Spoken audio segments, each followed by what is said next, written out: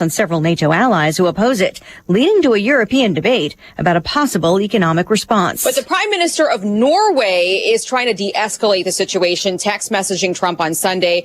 "Dear Donald, we believe we all should work to take this down." Trump responding with a jab. "Considering your country decided not to give me the Nobel Peace Prize for having stopped 8 wars plus, I no longer feel an obligation to think purely of peace."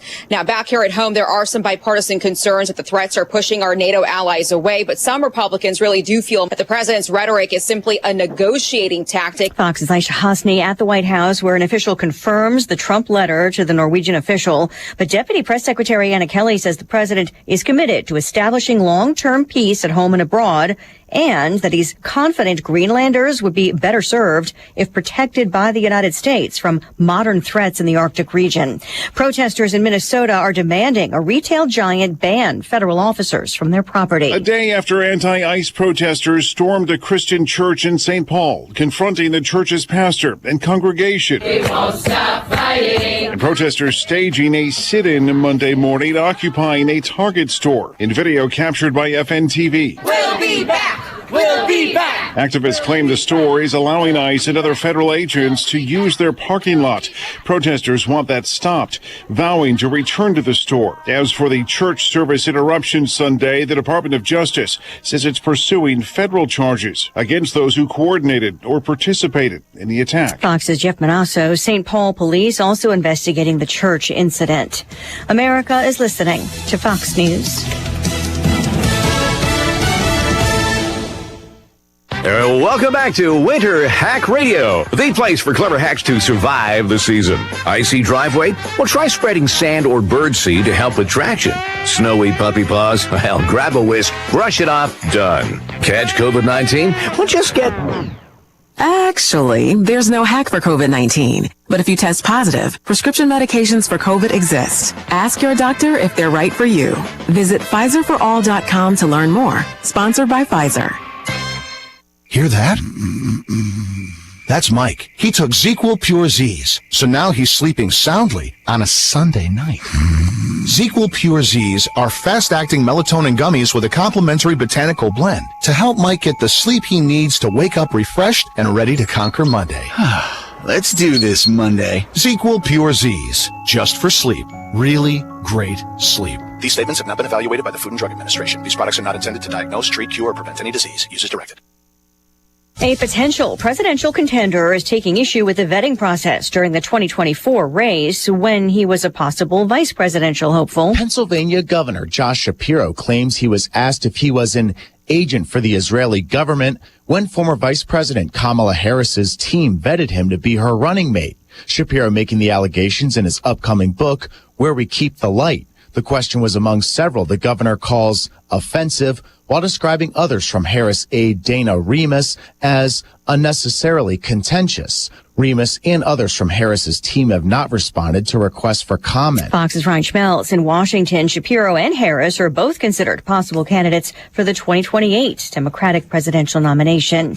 Elon Musk putting money into the midterms. Elon Musk is getting involved in the Republicans' Kentucky Senate primary race, donating $10 million to Nate Morris's campaign.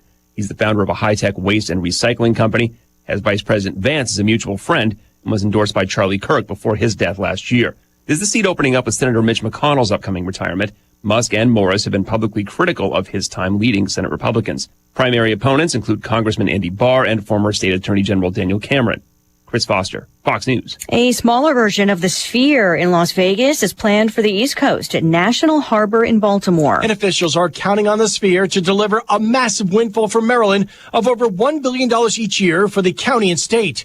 Governor Westmore called it one of the largest economic development projects in Prince George's County history. The first venue of its kind in Las Vegas has a seating capacity of 17,600, but can expand to 20,000 people with standing room and floor space. It recently ranked number 1 on Billboard's 2025 list of top grossing venues worldwide. Fox's CJ Papa, the Maryland version expected to be the first using a smaller scale design to seat 6,000. I'm Lisa Brady, Fox News. Drive with Curtis Allen and Evan Stone on ESPN 93.5. The kick for Boswell. Found the mid-range, and the push is good. Look at Ivasic going up for the jam. 7-2 on the floor. Wagler, who has run the show, really trickling on the show. 7 points in a big one. How about that defense by Jake Davis? Ivasic on the boards again. Falling down, kicks out. Wagler nails it. Rainbow three for Z. In the middle of the zone is Mirkovic. Big second half for him. Straight away, it's Wagler. Future lottery pick. Wagler nails it. It's a hell of an accomplishment when a guy gets established.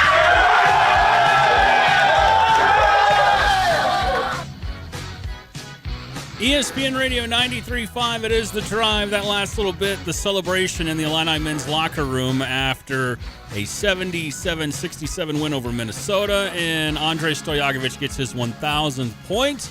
I'm Curtis Allen, that is Evan Stone. Keep stacking those dubs if you're Brad Underwood's squad, my man. Keep them going, and congrats to Andre for 1,000 points. That's so cool. Even though he had a pretty quiet game, it felt like.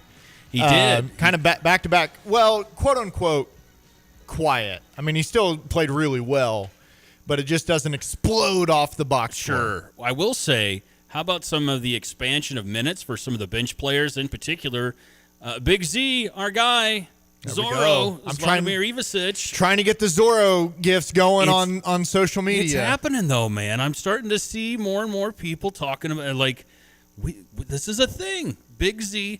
And you know what? I was going to save this, but we'll get into the stats and everything that happened with the Illini and their win. It was a pesky Minnesota team, but in the post-game presser, our good friend Joey Wagner from Illini Inquirer asked Big Z about the mask and how long he was going to wear it. Check this out, okay?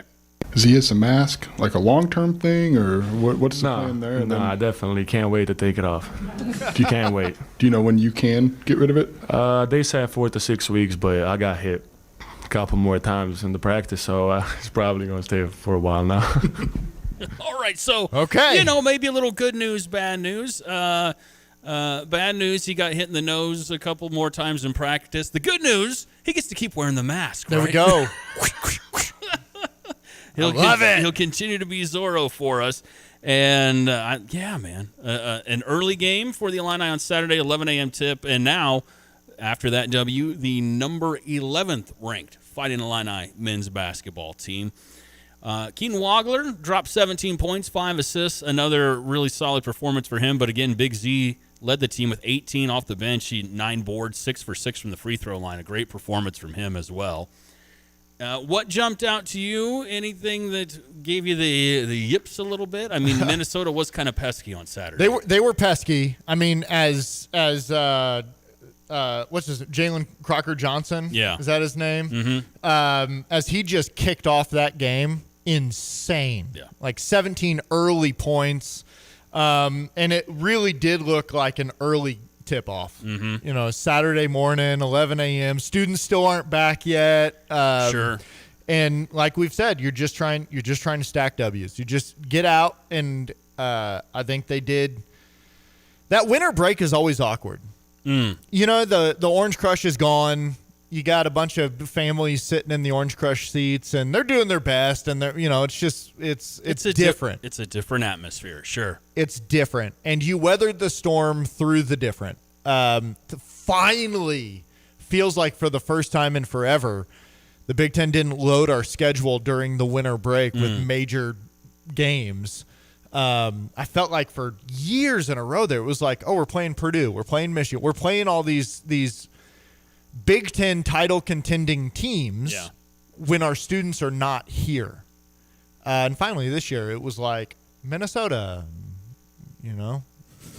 these teams that are Minnesota, he says softly.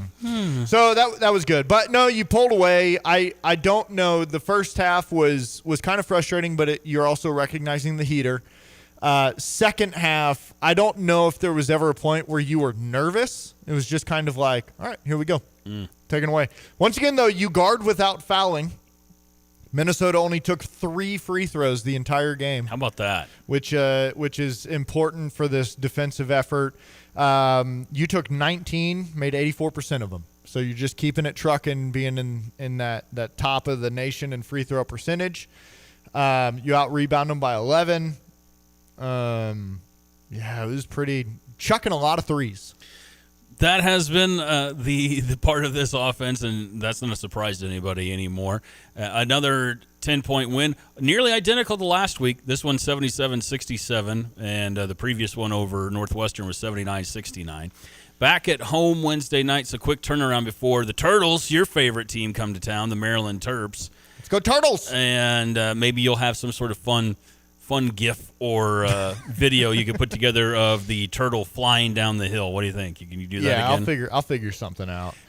My ultimate thought for that game, Keaton Wagler's really good. Yeah, I mean, Keaton played 38 and a half minutes, so he was on the court almost the entire time. How about Mihajlo Petrovic getting a little bit of playing time as well and really mattered in the first half, what he was doing with the ball? I mean, maybe it doesn't show up on the stat sheet for you, but I think Mihajlo played about 5.5 minutes on the court, a couple of baskets, cut into the basket. Just really, really impressive stuff from him as well off the bench. Yeah, if the other team goes zone, I want Mihajlo in there right away. Yeah. Like the way that he can break down a zone, and you could see where it was getting stagnant on the floor a little bit there. And I mean, obviously, I think I'm trying to remember who tweeted it out, whether it was one of the Illini media guys said, Underwood just broke the, in case of emergency, Mihajlo Petrovic glass to put him in the first half because it was stagnant and the ball wasn't getting moved. Yeah. Does that work? It works for me. And so he puts Mihajlo in there, and man, he's fast with the ball. I can see how he does not fit consistently. He does need the ball in his hands. Yep. He got a couple boards maybe. 3 rebounds, but he's not a great rebounder. And so, but he comes out and he sparks that offense, gets to the hole, collapses the defense. And so I love seeing it. 217-359-2255 is your number for the Max Twin City Recycling text line. Our guy, Matt and Sydney, that Minnesota team is scary. We just outlasted them. They finally have a good coach. Niko Medved's won everywhere he's gone. He's a very good head coach, and I think brighter days are ahead for that Minnesota program. They've got scorers. They just don't have the scoring to hang with a team like Illinois. Not this year, anyways. And that's something that's been a success for the Illini. We knew that months ago, that this was going to be a team that could score points and could hang with anybody, especially when the threes are falling. But, Minnesota I don't think is that far from being a tough team to deal with. They are a tough team right now to deal with in the Big Ten, but I'm talking about in that upper 5-6 teams where you start talking about the Gophers, like, man, I don't want to go play Minnesota. I don't want to go on the road to play that team. In the barn. So, yeah, but I would agree with Matt. Niko he's won everywhere he's been, and he's got a team that's right there. So a solid win for the Illini. I haven't dug too deep into the Terps stuff. I was hopeful that I would get our guy Kyle Tosk on. I think we will this week. We'll talk with Kyle about that and make him do the legwork, bless him. Kyle from Illini Inquirer. Well. And, hey, Cooper O'Kelly, our guy, the frozen one. He was back at Soldier Field yesterday. The frozen one. Was he there again? He was there again last night. And so Cooper's going to be joining us, our intern. And he's from the Champagne Room as well. You can find some Cooper stuff there. So we'll get some insight from him in regards to Illinois versus Maryland. We'll talk to him about being frozen twice, or if not more times, at Soldier Field as well. So that's, I mean, and yeah, we're going to get in deep later on and later on this week with that Bears-Rams game. But, I mean, so much cool stuff coming out about that. Maryland, not a super good basketball team, but Buzz Williams, their coach, good coach. Good coach, great name. Great name. Always sweaty. If your name is Buzz Williams, you better be sweaty. He's always sweaty. You got. I mean, there's certain things like we've talked about this before. Certain names lead to certain professions. If your name's Buzz Williams, you have to do something with athletics at some point in time. Well, he had a good run at Marquette, and then I'm trying to remember I don't have full disclosure right now. I don't have a computer. It's totally, you got to carry the weight on the text line today. That's fine. I got that. nothing. I can do that. Had a great run at Marquette. Then I believe he went to Virginia Tech and had a decent run and took that and turned it into a Texas A&M job. And then struggled a bit down at Texas A&M. That feels like a hard place to win at basketball. That just feels like the desert. Tough recruiting too. You know what I mean? If you're at Texas A&M and you're talking, I mean, you could say that about a lot of the Texas schools. It's right, big state, super competitive, right? But especially with basketball, when you get into the talent that you're trying to land.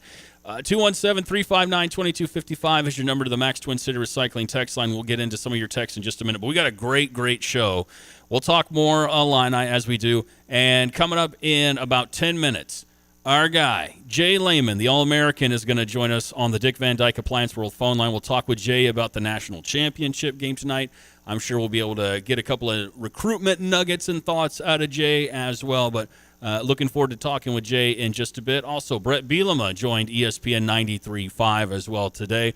And you'll hear that interview with Coach Bielema. Also in there, some nuggets from Coach B about recruitment and talking about, Evan, how really the new year for him starts tomorrow. He talks about, today, MLK Day, students aren't back, but you kind of hit the ground running tomorrow with more recruitment stuff. So, who knows if that means some more recruitment news is on the way. Wink, wink, hint, hint. But a very interesting chat with Coach Bielema coming up a little bit later on in this hour. And as Evan mentioned, we'll talk Bears-Rams. The NFL playoffs in general, we're down to 4 teams, and the coaching carousel continues. Sean McDermott, if you missed that earlier, now the former Buffalo Bills head coach, fired. It's a cruel world in the NFL, man. Cruel world indeed. And after 7 seasons of success, including a great run with Josh Allen, never got over the hump, and now Sean McDermott is out. Plus, we'll do Etched in Stone. We'll do the Tuesday draft announcement. It's Evan's week to pick what we're going to draft. But, so a lot to get to, including your text, 217-359-2255. Muhammad listener, I believe this is in regards to Mihailo. Good for him. However, he always goes right with his cuts to the basket and we dribble in. He does go right a lot. He does go right. Some of that is because it's where the alley is. It's what they give opportunities. It's what they give him. So, yeah. I want to get to this one from John in Camargo because I have a story that goes along with it. John in Camargo on the text line. The scoreboard operator for the Big Ten Network didn't have a very good day on Saturday. Awful. At least 3 times the team would score, and they would apply the points to the opponent's score. The first time it stayed up for about 5 minutes, and I had to go back and check to see if it was correct. And that, again, from John in Camargo. So, John, I think, in my opinion, the worst job that you can have is the scoreboard operator. And that was proven to me once again on Saturday. My kids had their first basketball games of the season. And it's a rough world when you're trying to keep score of 8 and 9-year-olds. That means you're going to have 10, 11, or 12-year-olds running the scoreboard, which means they're going to have control of the buzzer. And at least once, that buzzer's going to go off and stay going for 30 to 60 seconds. It's the worst thing ever. And I feel like that carries over. I feel like if you're that kid and they give you that responsibility and you make that mistake, it sticks with you for the rest of your life, and eventually you end up on the Big Ten Network and you make that sort of mistake again.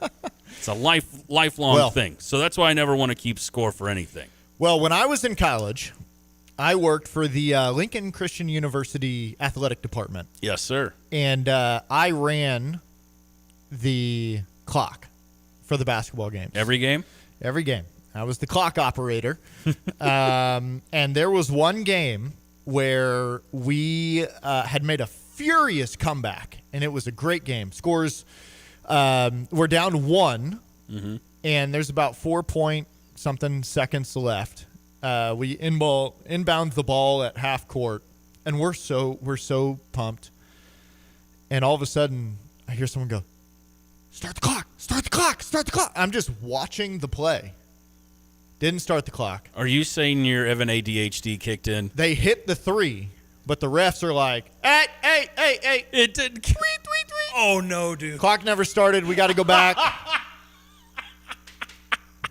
And I'll give you one guess what happened after the clock did start. Was that the last time? Oh, he missed. I'm sure there was no basket after that. We did not win that game. And was that the last time you ever ran the clock? Were you asked to not run the clock ever again? No, because no one else wanted the job after that. And so I just kept it going. I will say one of my favorite jobs that I ever get to do is the announcer. PA? The PA announcer. I think you could be a good PA announcer. I've done it. I've done it for... hamming it up a little bit or something like that. I've done it for some high school basketball, high school football games, but never been able to lock on some more consistently. So if you're listening right now and your school needs a PA announcer to get the people going, you can reach me at 217. Yeah, you should give out your number on the air. You know, surely nothing bad would happen. No terrible things would happen. I wonder if that's how Anonymous Randy became Anonymous Randy. He gave out his phone number too many times. His number too many times. I see. I've only done PA once or twice, but I remember even thinking that I was like, I don't know if I'd want to do PA. Here's why. I remember I was working for another radio station. I think I was with a radio station in Mattoon, and I was doing play-by-play for. It was the Charleston girls holiday tournament. Every area school, they'll have their own holiday tournament. They invite, 10, 12 schools and come down. It's always a fun time during the holidays. But we were doing coverage of it, and so I was doing play-by-play for a few of the games. And I remember there was an older gentleman who was doing the PA, and he wouldn't just be like, Maddie Stone, shooting 2, or something like that. He would go, right. Maddie Stone, shooting 2, sophomore, blah, blah, blah, blah, blah, 5'8". That's a lot of information. And like the other coaches, you would see on their face, like, what is this guy doing? He wasn't doing it to make anybody mess up, but finally got to a point. My old high school was playing in it, and the head coach was a guy named Tom Punzelt for the Paris Tigers girls basketball team. And Tom said, what are you doing? Stop talking! And it was like, and I mean, I was like, that went out over the air. Like, there was no way that you couldn't hear that moment going over the air. I was like, yeah, I don't know if I want to do PA ever again. Just say, shooting 2, and that's all you need to say. I had so much fun doing it. Because you're right, I'd ham it up. I'd get the people going. Oh, goodness. Let's do a quick check of the Illini headlines, and then we'll get to Jay Lehman in just a few. We've been talking a lot about Illinois men's basketball, and if you're just joining us, big win Saturday morning against the Gophers of Minnesota. Big Z's Vonimir Ivasic led the team with 18 points. Off the bench, 9 boards. He was a perfect 6 for 6 from the foul line. In the 77-67 win, Keaton Wagler dropped 17 and 5 assists. The Illini back in action Wednesday night at home against Maryland. Tip-off 6 o'clock on the Big Ten Network. Shauna Green's squad got a big win at home as well yesterday over Northwestern, 74-71. Another huge day for Barry Wallace. She led all scorers with 29 points, 9 boards, and was 9 for 10 from the line. The women's team has a little break. They're back in action Saturday at Nebraska for a 1 p.m. tip-off on the Big Ten Network. And then lots of athletics at home this week for Illinois. Illinois track and field at the Armory on Thursday and Friday at 11 a.m. Women's tennis at the Atkins Center to take on Miami of Ohio Saturday at 11 a.m. And Xavier on Sunday at noon. And men's wrestling back at Huff Hall this Sunday to take on Rutgers at 2 p.m. Those are your Illini headlines. Quick break. When we come back, more of your texts, plus our guy, the one, the only, the All-American, Jay Lehman. He's going to join us on the Dick Van Dyke Appliance World phone line to discuss the national championship game tonight between your favorite team, the Indiana Hoosiers, and the Miami Hurricanes, Mr. Stone. You excited for that? I got something. You got something brewing? So petty. You cooking? And I can't wait. All right, Jay Lehman next on The Drive. We have a New Year's resolution at Dick Van Dyke Appliance World. Oh, good idea, Paul. We're going to pump you up with savings this January, Dick Van Dyke. Yeah, I like it, but that line's already taken. Let's keep it simple. We have stainless steel French door refrigerators starting at $1,600 for the entire month of January. How about shed those holiday pounds with savings at Dick Van Dyke? Yeah, but does that really make sense? Not really. Let's just shoot straight. We have stainless steel interior dishwashers starting at $450 a pop. How about we use this music to get the people moving? Well, hey, copyright violation. That is a good tune, though. But let's not take away from the fact that we have electric and gas dryers starting at $479 and ranges at $549 a piece. Hey, I got an idea. Let's hear it. Come on into Dick Van Dyke Appliance World, where our New Year's sale prices will last longer than your New Year's resolution. That's actually pretty good and relatable. Wow. Dick Van Dyke Appliance World. When you buy from us, you get the whole store. Well, let's talk about the team there at GFT, Gil Frericks Trucking. You mentioned their support of your grilling as the pitmaster, Tim Onstad, and your assistant and office manager there is your wife, Donna. Just such a great team, and again, you're able to support the drivers and give them the time off and the family time they need. Well, our drivers are the key to everything we do, and we had a great celebration with the drivers and for them. Right now, we started getting a few new trucks in. We've got brand new 26 Freightliners that are going to reward some of the long-term drivers that have been with us. They'll get to go out in a new truck. And that's going to open up a couple of spots for new drivers to come in, and somebody that wants to make good money, get home time, work their way up through the company. That's a great opportunity for them. They can get me on email at timo@gftlog.com or call the office at 765-793-7131. ILLINI. Cheer on the Illini at Pia's. The pregame fun starts at Pia's Sports Bar and Grill. Pia serves up its famous 10-ounce Slugger Burger along with great wings and so much more. Enjoy 22-ounce light and course light drafts every home and away Illini game. Watch the game at Pia's or ride the free shuttle to all home games. You'll find it all at Pia's with live video gaming, sports, food, drinks, and fun. See you at Pia's, West Springfield Avenue in Champaign.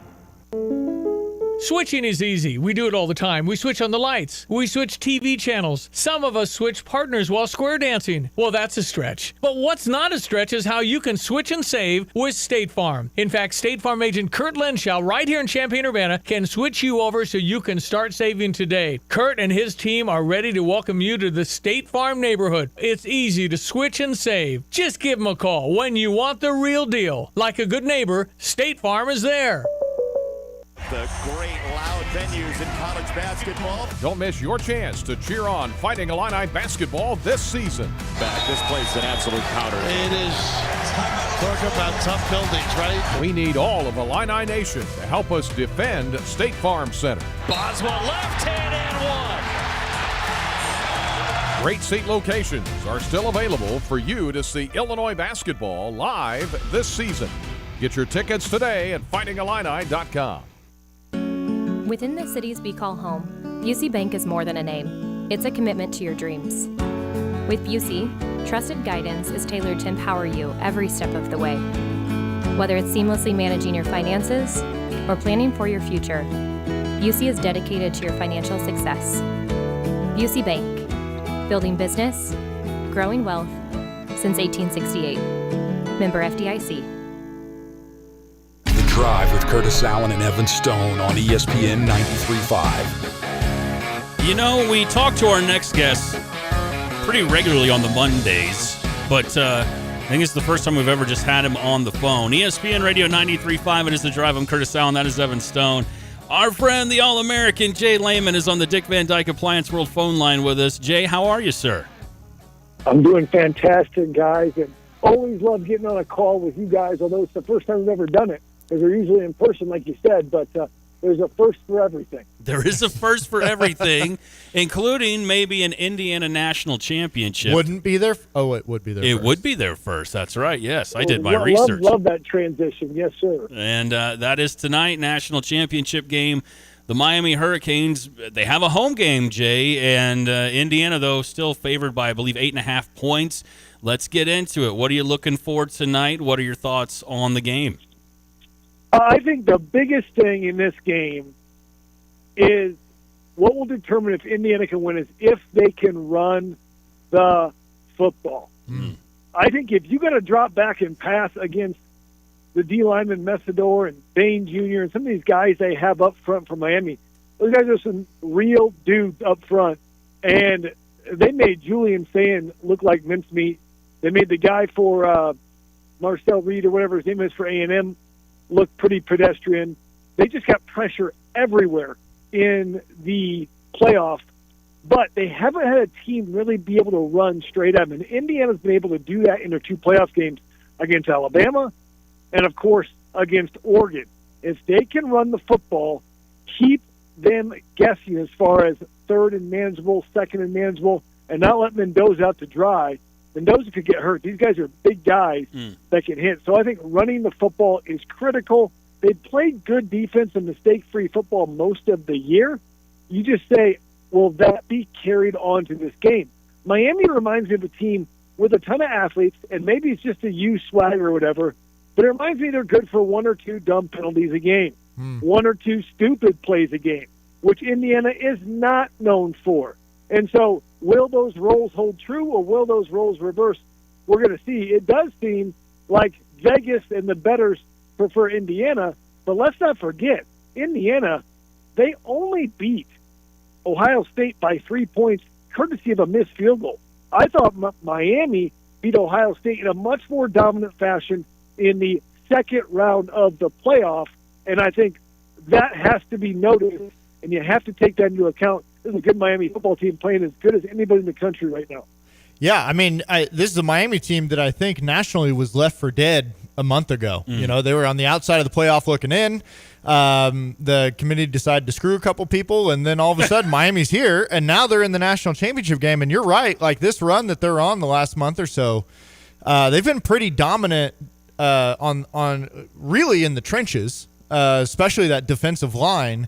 And I think that's where this game is going to become incredibly important, because how much more do you trust Curt Cignetti over Mario Cristobal? Well, I trust Cignetti a lot more than Cristobal. I mean, if there's a Saban disciple that you trust the most, it'd probably be Cignetti in what you're looking at. And I would say sometimes against just phenomenal athletes, the best thing to do is run right at them. Don't try to run around them. You'll never get around them. Don't try to drop back and go deep. You'll never get the pass off. Run right at them. And for the most part, other than that Ohio State first half when Indiana played in the Big Ten Championship, they've been able to run the football. And they got a good center. They got a good O-line. Bob Bosett, one of the best offensive line coaches in the country, was part of those great Wisconsin rushing attacks back in the day, some under Brett Bielema. And he's got those guys coached up to run the football. It's not about Mendoza. I mean, he's going to make his plays. I don't think he'll have as clean a game as he's had the past 2 games. It's about, can you run the football? Everything's based off of that, and then keeping Miami off the field. But Miami can run the football too now with Fletcher, their tailback. He's the guy who ran roughshod over the Buckeyes as well. And what really broke that game open in both of these games, and whether it be Miami-Ohio State game, it was the pick six. I would say from the jump, it was the pick six of Indiana getting the pick on the first play against Oregon. Who's going to make a big defensive either turnover, down, 4th down stop, or special teams play? Say, aha, I didn't see that one coming. There's so many times these games against evenly matched teams will happen that way. I'm not a believer that this will be a blowout like the other Indiana games. I really believe this will be a close football game, and it'll be a championship game.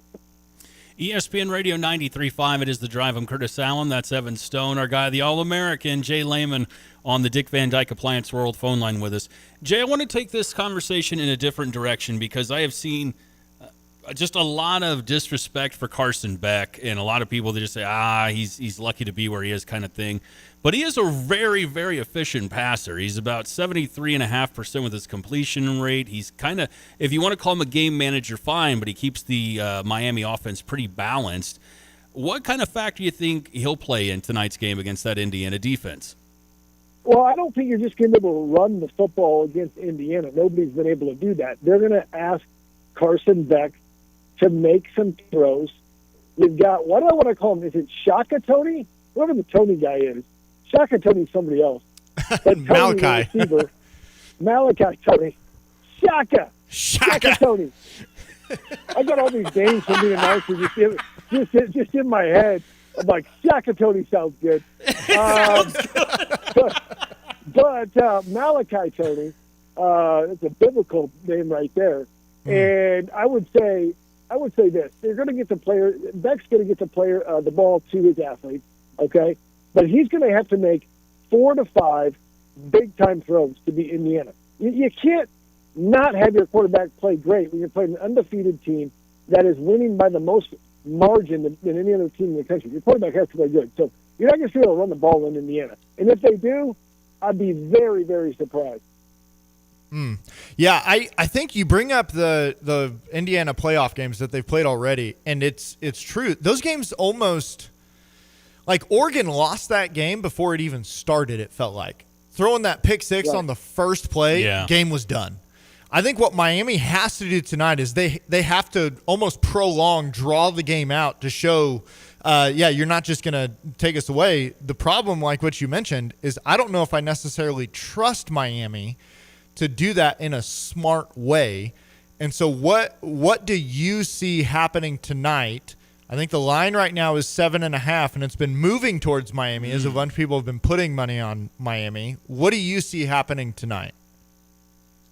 Well, I see it, them coming out absolutely jacked out of their mind, being a home game, the U, all the swagger, all the bad boys, this is who we are, Midwestern boys from Indiana playing the U. My thing is this. I think they'll give a good shot that first 2.5 quarters. I think they could even be up at halftime. But what I think is going to happen is in the third quarter, you're going to see them start to get worn down a little bit, and you're going to start to see Indiana overcome some adversity, get a turnover or two, and the game will swing, and I think Indiana wins the game. I don't think it'll be a last-second field goal. I think they'll win by 4 to 7 points, fit nicely within the spread there, and I think that's how the game's going to go. ESPN Radio 93.5, it is The Drive. I'm Curtis, that's Evan. Jay Lehman on the Dick Van Dyke Appliance World phone line. Jay, real quick, I want to turn our attention to the text line because we've already had plenty of texts roll in, including from Gary in West Union. Ask Jay if the team with a bevy of turnovers will get boat raced. So I think, Jay, you might have addressed some of that. I love that we're using bevy, boat race. We should have like a vocabulary game, the Drive edition, literally like what are the names? And you get like Bevy's worth 3 points, boat race is worth 2, anything Evan Stone says negative by Indiana's worth 5. Nice. Something like that. 217-359-2255 is your number. I want to throw this out to you as well. Now, I mean, you gave your prediction, but a couple other things, and we're talking about the Miami pass rush against this Indiana offensive line. I agree 100% that it's going to be decided in the trenches and whether the Hoosiers can establish a run. But Miami does lead the nation, 47 sacks. But the O-line for the Hoosiers has kept Mendoza pretty clean for most of this year. I think he's only been sacked, 3 times was the number I read. So let's say you're the DC for the Hurricanes. How are you? Are you going to try some different stunts? What are you going to try to throw at Mendoza because he has seen a lot this year? First off, that D-line is bought and paid for. It's an NFL D-line right away. I mean, not that's bad or anything, but, man, these guys are grown men. Yeah. I mean, they could be playing on Sundays right now. I think they've got 2 first-round picks on the D-line. So it is what it is. I think this. I don't think that you do a whole bunch of movement. I think you can get pressure with 4, okay? And here's where it gets tricky, okay, with Indiana. Okay, so you got Elijah Surratt. Probably one of the best contested catch receivers in the country. Sold against Oregon. We'll see the back shoulder fade again. Very good on the RPO game and the slant game, okay? He's not a burner, but he's got great hands and can do a little bit of everything. You've got the quick guy in Omar Cooper, and he can be found in the slot. And he's a matchup nightmare for backers and nickelbacks, okay? And a lot of times when they need a first down, they're going to go to Surratt or Cooper, okay? But the whole X factor has really come on since Penn State has been Charlie Becker. As my friend Gus Johnson would say, Charlie B from Nashville, Tennessee, okay? Charlie Becker is, although, he may not look it based on, he is the best speed and speed store. This guy's a 100-meter champion in the state of Tennessee. They got some fast guys from Tennessee. And he was a state champion, and he is a legitimate deep threat. So you've got a guy who can contested catches. You got kind of a slot guy in Cooper, and you got Becker who can pop it off. Yeah. And so if you bring 5 or 6 to pressure, Mendoza will get the ball out and beat you. if they can pressure with 4, Mesidor, Bain Jr., whatever all those cool names they all have are. I mean, Mesidor. Think about that. Bain Jr. just sounds like a villain ready to attack Gotham City. In a good way. In a good way. But I would say you got to have some coverage on the back end. You go man-to-man against Indiana, you will get shredded. Ask me how I know. Oh, ask Illinois. Oh, ask Oregon. Oh, ask Ohio State. It happened. They've already done it, okay? They're going to ask Oregon, all those guys. So, all these different things we talk about, you've still got to be disciplined and cover. Just ask the Bears. You don't want to send, an all-out blitz on a critical third down and leave Puka Nacua open for just a little dump pass, right? So you got weapons. You got to be careful on that sometimes. So I think for them, they got to get pressure with 4. Okay, so Jay, I know we've had a lot of fun going back and forth. I want you to know that when you're not here, the text line blows up with people who agree with me that Indiana is trash and we shouldn't want them to win. Now, when you're here, I think people are just scared. Genuine question now. Hey, send me some screenshots of this because I just don't believe it. Do we really have people out there? Oh yeah. Like, you know what? I want Miami, one of the most corrupt programs in the country, to actually be like, yeah, we want Miami. That's like rooting for Goliath. Well, let's go. I'm on Team Goliath. Let's go. Goliath. First of all, I'm just going to throw this out there right now. I think Indiana's Goliath this year, and everyone else is just getting run over. Second of all, I like that. Well, I give you credit for that one. That's good. Yeah, I think. I mean, we got 7 or 8 texts in a row last week. They're like, "No, I'm with Evan. I can't root for Indiana. I'll never root for Indiana." He's not lying, Jay. They really did. They did roll in last week, and it was on Tuesday, and it was like, yeah, Jay's not in studio, so he won't respond to us, kind of thing. I think that was a lot of it. Oh, my gosh. Hey, if you're going to text me to my face. Yeah. Well, I got on him for you. A bunch of cowards. I got on him. I was like, you guys are cowards. And anyways, okay, let's have a genuine talk right now because I know a report came out this week that the Big Ten and the SEC, they're still at a standstill when it comes to college football playoff expansion and what to do next. Obviously, I know you're on team Indiana winning a national title is better for football because it's the underdog. It's any team can do it. I do want to take a step back a little bit. It's not even that. It's breaking the college football algorithm that's existed in the last 30 years. Well, it's breaking the system. That's what we. I mean, if you are like a Revolutionary War guy, like America takes on this world superpower in 1776 and wins. You should like this Indiana story. That's kind of what it is. It's rewriting the rules for who could actually win a national championship, which is a great thing for a program like Illinois. Well, so here's the question: is if you keep all of the power right now in the Big Ten and the SEC, is that better long term for the state of college football as a whole? Versus having yet another conference that still has some of it. This is a very existential step back question, not just looking at the game tonight. Is it better for the Big Ten to get their 3rd in a row, the SEC to have all the ones before it, or is it good to have another 3rd conference still have a seat at the table like the ACC? Ready, go. Okay, great question. I don't think we want 2 behemoths making decisions for everybody. I don't think that's really in the best interest of everybody. It's in the best interest of those 2 guys, so I get it. But do I think the whole conference thing has gotten – the conferences are vastly different now than they were a decade ago. They're not geographically located. They're just power hungry for the best teams, and they try to grab as many as they can. And ultimately, it's going to result in the demise of conference championships and back to geographical division play, which is largely what the NFL loosely does with their divisions, and they are going to create that over time. And so, no, it's not necessarily a good thing. And what I've heard is the sticking point from going from 16 to 16 teams is the Big Ten wants them to go to 24 teams after that in 3 years, which would mean the conference championship game is done. And Greg Sankey for the SEC, his conference championship game, they were the first to do it, is his baby. They don't want to get rid of that conference championship game. It's been profitable for them. But the reality is it does not serve college football in its present format right now. shoot, the calendar doesn't serve college football, and the fact that that the NFL can big boy the college football national championship and say, no way you're getting any national championship on Friday, Saturday, or Sunday. Those are our days. It's just garbage. I could go on and on about that. But to answer your first question, no, it's not good to have two behemoths, but it is where we're at right now. That is true. So go Miami. So here's one last question for you.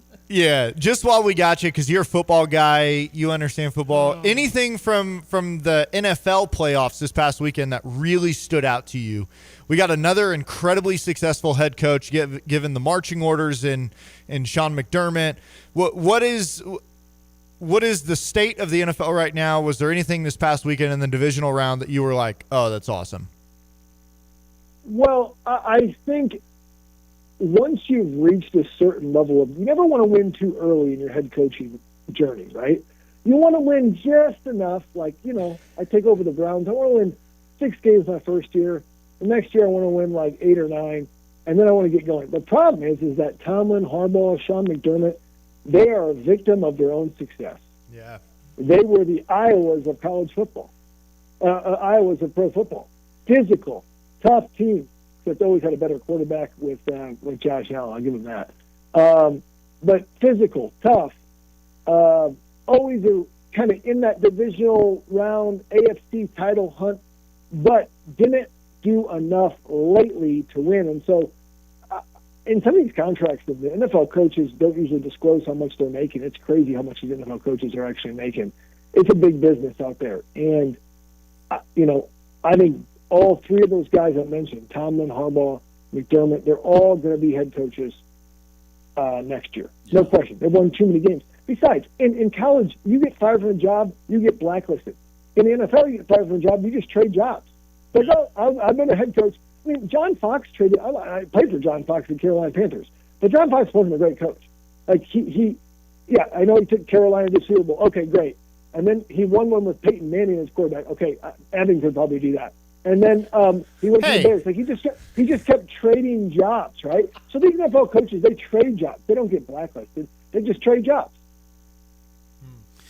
ESPN Radio 93.5, it is The Drive. I'm Curtis at 7. Jay, I don't want this to turn into our usual Jay Lehman hour. I only wanted to take up a little bit of your time today.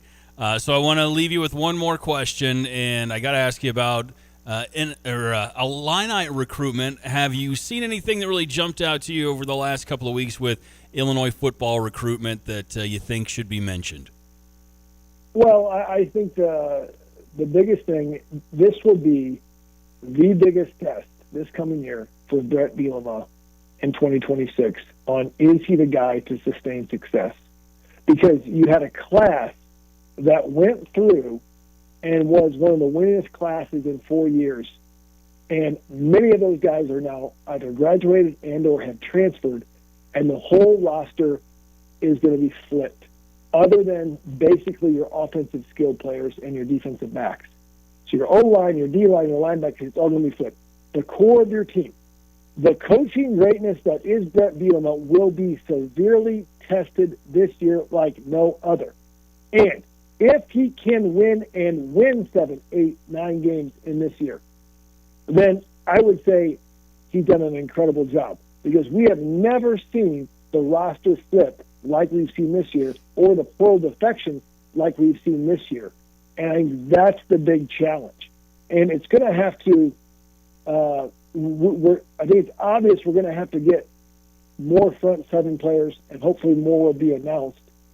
Because right now, whoever's there, I don't care how good Carter Jenke is from Penn, I don't care how good Joe Barnett is at edge, or Grant Bierman will be, overall you just need more bodies in that area. Yeah. And so I think that they've solidified that O-line, but that front 7 is a big question mark. Jay, enjoy the national championship game tonight, man, and we really do appreciate you hopping on to talk with us.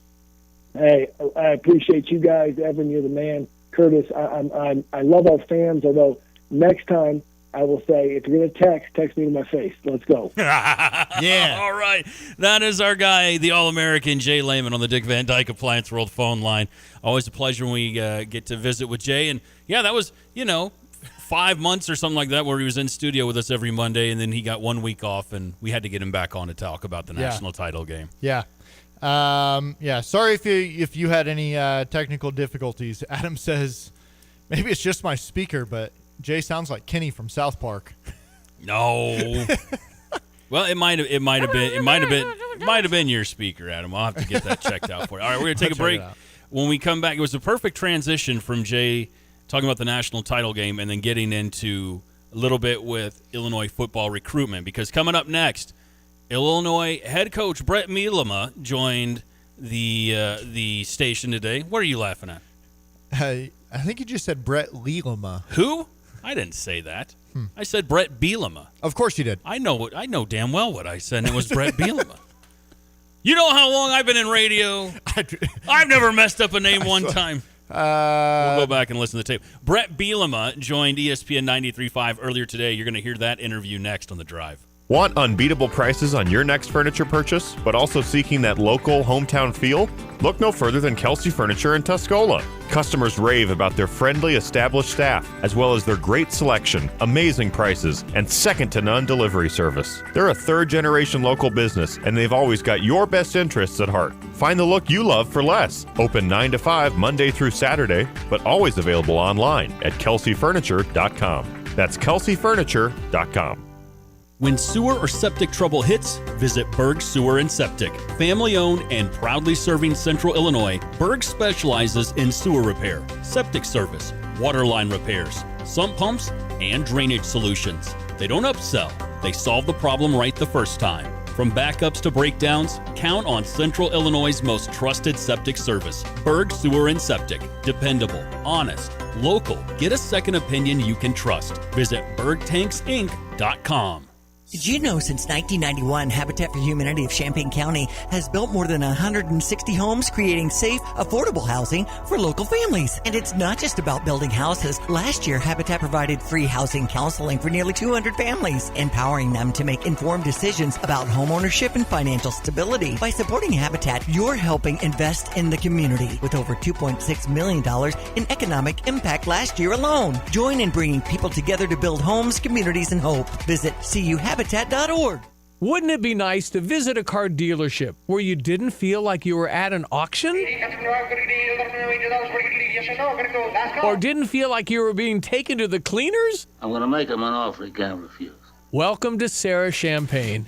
At Sarah, they offer a one-price promise. Every vehicle at a fair price, no negotiation, only the best price. Sarah Champagne, Honda, BMW, GMC, Buick, and Subaru. SERRA Champagne.com.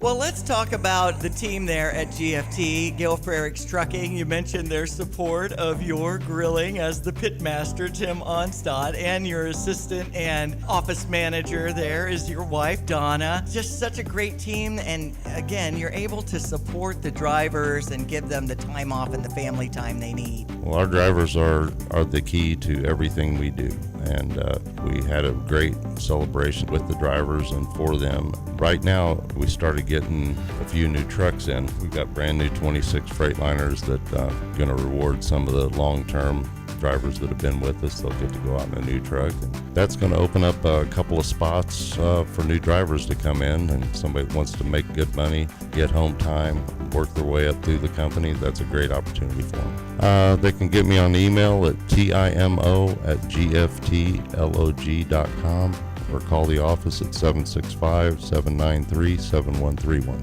Jay Lehman here, former U of I All-American linebacker. Do you like steak?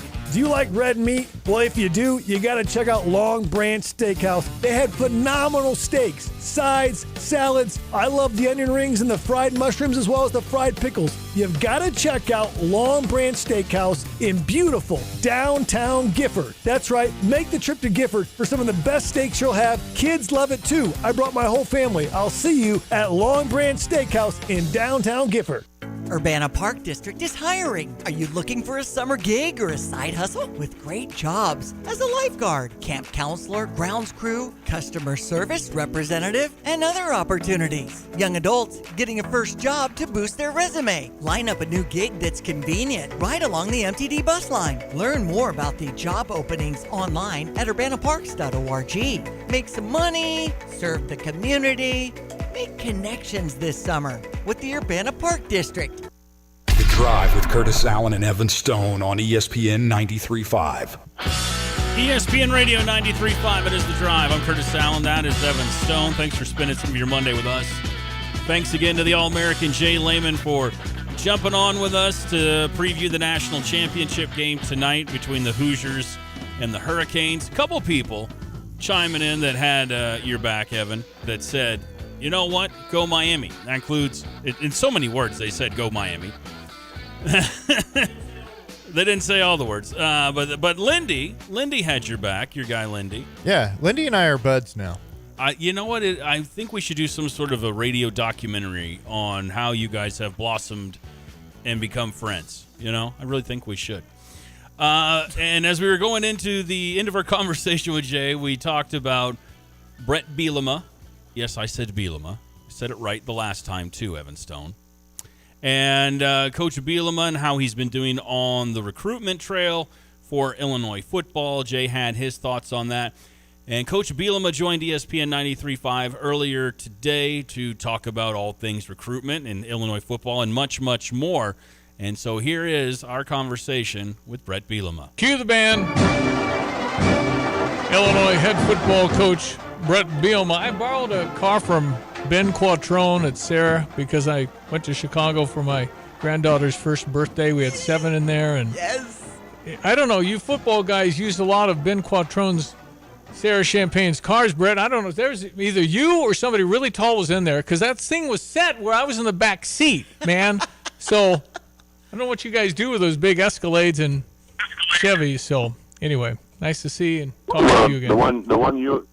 The one you were in, it was a kicker. So I feel bad that you got to put it back. You had a kicker in your seat.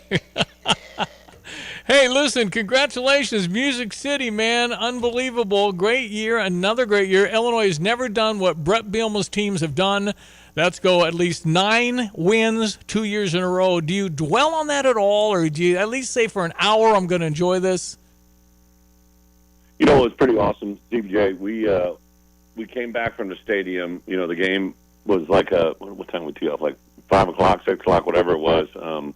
So we got back to the hotel, and we were there for 4 or 5 days prior to that. And when I was dropped off, I had about a 100-yard walk to my elevator to get upstairs to our room. And we walked in that hotel, and what was awesome is there was just a row of people, players, families, fans, and I was standing in line really early in the morning the day before, and I was with one of my daughters. We went down to get a cup of coffee, and just the Illinois fans took over that hotel, right? And I was like, okay, the Navy in Nashville worked. We're getting a lot of people here, and it was a young family that just jumps out to me. That was mom and dad, their daughter, who I think was in 8th grade. She's going to become she's going to become a Illinois student in 3 or 4 years. She was with her friend, and we took a picture, and it was just awesome to see. Like I always say, like wins are awesome, you know, and records and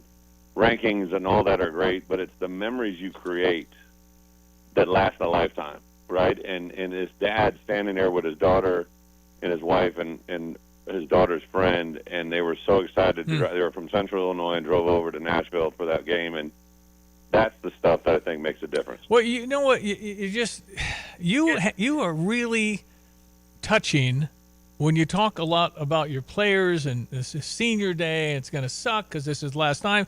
I think you connect on that level where other coaches just do not, because I think you really care about them. Did you cry at the movie Field of Dreams? Because I did. So my wife routinely beats me up. So I'll watch Field of Dreams. I watch Dances with Wolves. Oh, yeah. Yes. I'll watch, some like movies that are way out of the generation we're in, and she's like, all right, what are we watching now? And I just kind of laugh. But I've always kind of thought, right, like the way I wouldn't trade in the way I was raised for anything, right? I grew up in a little town of 1,800 people. The nearest neighbor was a half mile away. Graduated with 42 people. Like it just people make the world go round. Doesn't matter where you're at, right? Like it's a church, it's a steeple, it's the people, right? Like it's just really important for me to connect with the people. But you said you couldn't stand working for your dad because he never paid you on the hog farm. That would be bad. He paid me 1,000 times more than anybody else. There you go. I have a great contract now. Josh has been able to do some things for me and my family, but the things my dad installed in me and has put me in a path where I can go way beyond any bank account. But the moms love you. You really, they believe you because it's real. You really connect with these guys. And yet, can you believe, based on when you started all this stuff in football and everything else, that we'd be at a time where this guy here is a guy you're close with, but he got his friend of a friend whose uncle used to be an agent with his sister's brother, told him he's going to get more at Arkansas. What are we living in, Brett? This is unbelievable. I don't disagree with anything you're saying, except for here at Illinois, I worry about Illinois, right? I can't really comprehend what goes on at other places. I still think our roster is all about retention, removal, and acquisition, and we've been able to retain some really good players. To have Matt Bailey and Xavier Scott, two probably guys on our football team that are going to set the standard for every day of our program until we play our last game next year, and those two guys represent everything. Xavier Scott and Matt Bailey, neither one of those guys had any other offer in the United States of America other than Illinois. And now they're two of the highest-ranked guys in our conference in college football to return to college football. Brandon Henderson, who is our highest-ranking offensive lineman, returns. The other four guys will play in the NFL next year, and Behan's the only one back. And there was two other linemen at his high school that signed at high-level SEC programs. But the head coach, when I walked in there, Coach Stunk looked at me and he goes, "That's the guy you want." He's the only guy of those three guys that has been at the same school the last 4 years and now returns as our highest-ranked offensive lineman, who had a draft grade of a fifth or sixth rounder, and now he's coming back with us for a reason. He knows what he can do, right? So I don't really give a hoot about what everybody else does. I worry about what Illinois does, and it works pretty well. But isn't it true that there are thousands and thousands of kids that join the portal, and some are ending their careers because it's musical chairs, and some end up with nothing, right? This happens. 100%. Yeah, it's the thing that I always, just keep going back to. I say to my coaches all the time, I said it to administrators. I just got back from a NCAA convention where I was around a bunch of NCAA and commissioner people, and I just said, listen, we're living like, it's always fun to turn on ESPN and watch 30 for 30, right? And you heard about these things that happened 20 years ago. Yeah. We're walking in a 30 for 30 show right now, and we don't know it. I mean, I know it, but the whole world doesn't know it, right? Like, they're going to make a show about this in 15, 20 years that is going to make people cry because there's no mention of academics. There's no mention of graduation. There's no mention of what these kids are going to do 20 years from now. These kids are making $200,000, $300,000, $400,000 or even more. They're making more than their parents have made in 10 years, and they think it's always going to be like this, and it's not. And that's the part that probably scares me more than anything. Okay, Indiana tonight, national championship. The Miami quarterback said, "I graduated 3 years ago," which I don't think he meant to tell the world. Again, Indiana, are you surprised? They're 15-0. Obviously, they beat us, but man, run the table? Really? Can they do that? They're phenomenally coached. They're very talented. They're very, very senior-oriented, older team that has incredible, in my opinion, ability to adjust in-game as good as anything. When we played them, there were some things that were shocking to me that I could kind of see a little bit, but after the game made you think about what you just witnessed. And I think the biggest thing that they have going for them is they believe in their coaches. The coaches believe in them, and they're playing with an unbelievable amount of confidence, and it'll be a really fun game. We'll probably put our girls down right before the game, or if we let them watch the first half. But I think my wife and I are super excited. I got my first team meeting tomorrow at 8 a.m. with my current roster that I got coming back with all the new guys. So it's kind of a fun year for me. Everybody else in the world, they start their New Year's on January 1st. For here at Illinois football, our New Year starts the day after Martin Luther King Day. We always start classes on that Tuesday, and that's when we start. And we start a journey now for the next year that nobody else will share with them except for us. And I think that's probably one of the cool things about college football is you get a chance to do something with a group of people you've never met, understood, or you know, had a journey with until this year starts. And I'm excited to start that journey tomorrow. How are you feeling about recruitment? You know, Diana, I think without a doubt, like we kind of always have one guiding principle, right? Like the family thing isn't just something we kind of talk about and put on hashtags and put on posters. It's something we believe in. Like when you're a football player, you're put on a roster, right? So these kids are coming from rosters of their past, right? Whether it be Pop Warner, junior high, high school, college. You know, some of these guys are coming from several college programs. Well, when you Google a roster, you find out their height, their weight, their high school, their major, maybe their parents' information, you know, their birth dates, their weight. But when you're in your family, you find things about them that no one else knows, right? You find the scars on their heart as well as their knee, right? You find things that define them beyond the moment they're in. Like, and to bring guys, I always go back. Hayden Fry taught me, 25 years, 30 years ago that in recruiting, you recruit your own problems. And I just don't like recruiting problems. I don't mind recruiting players that have issues that you got to work through, but I don't want to bring someone in knowingly I'm going to have a problem. So part of our biggest thing this year is when the season got done at Nashville, we won the game, beat Tennessee, but unfortunately there was a part of my process that led to the removal of players, right? Like a lot of people think, from going good to where you want to go, be great, it's about getting the right players on the bus. A lot of times it's about getting the wrong players off the bus. So I think that's a big part, right? Like for us, we had to retain the ones: Matt Bailey, Xavier Scott, Brandon Henderson, Joe Barna, Mac Rossetti, like all these guys that we couldn't wait to bring back in the program. But unfortunately, for me to go where we needed to go, I also had to have some conversations that removed players, right? And whether it's,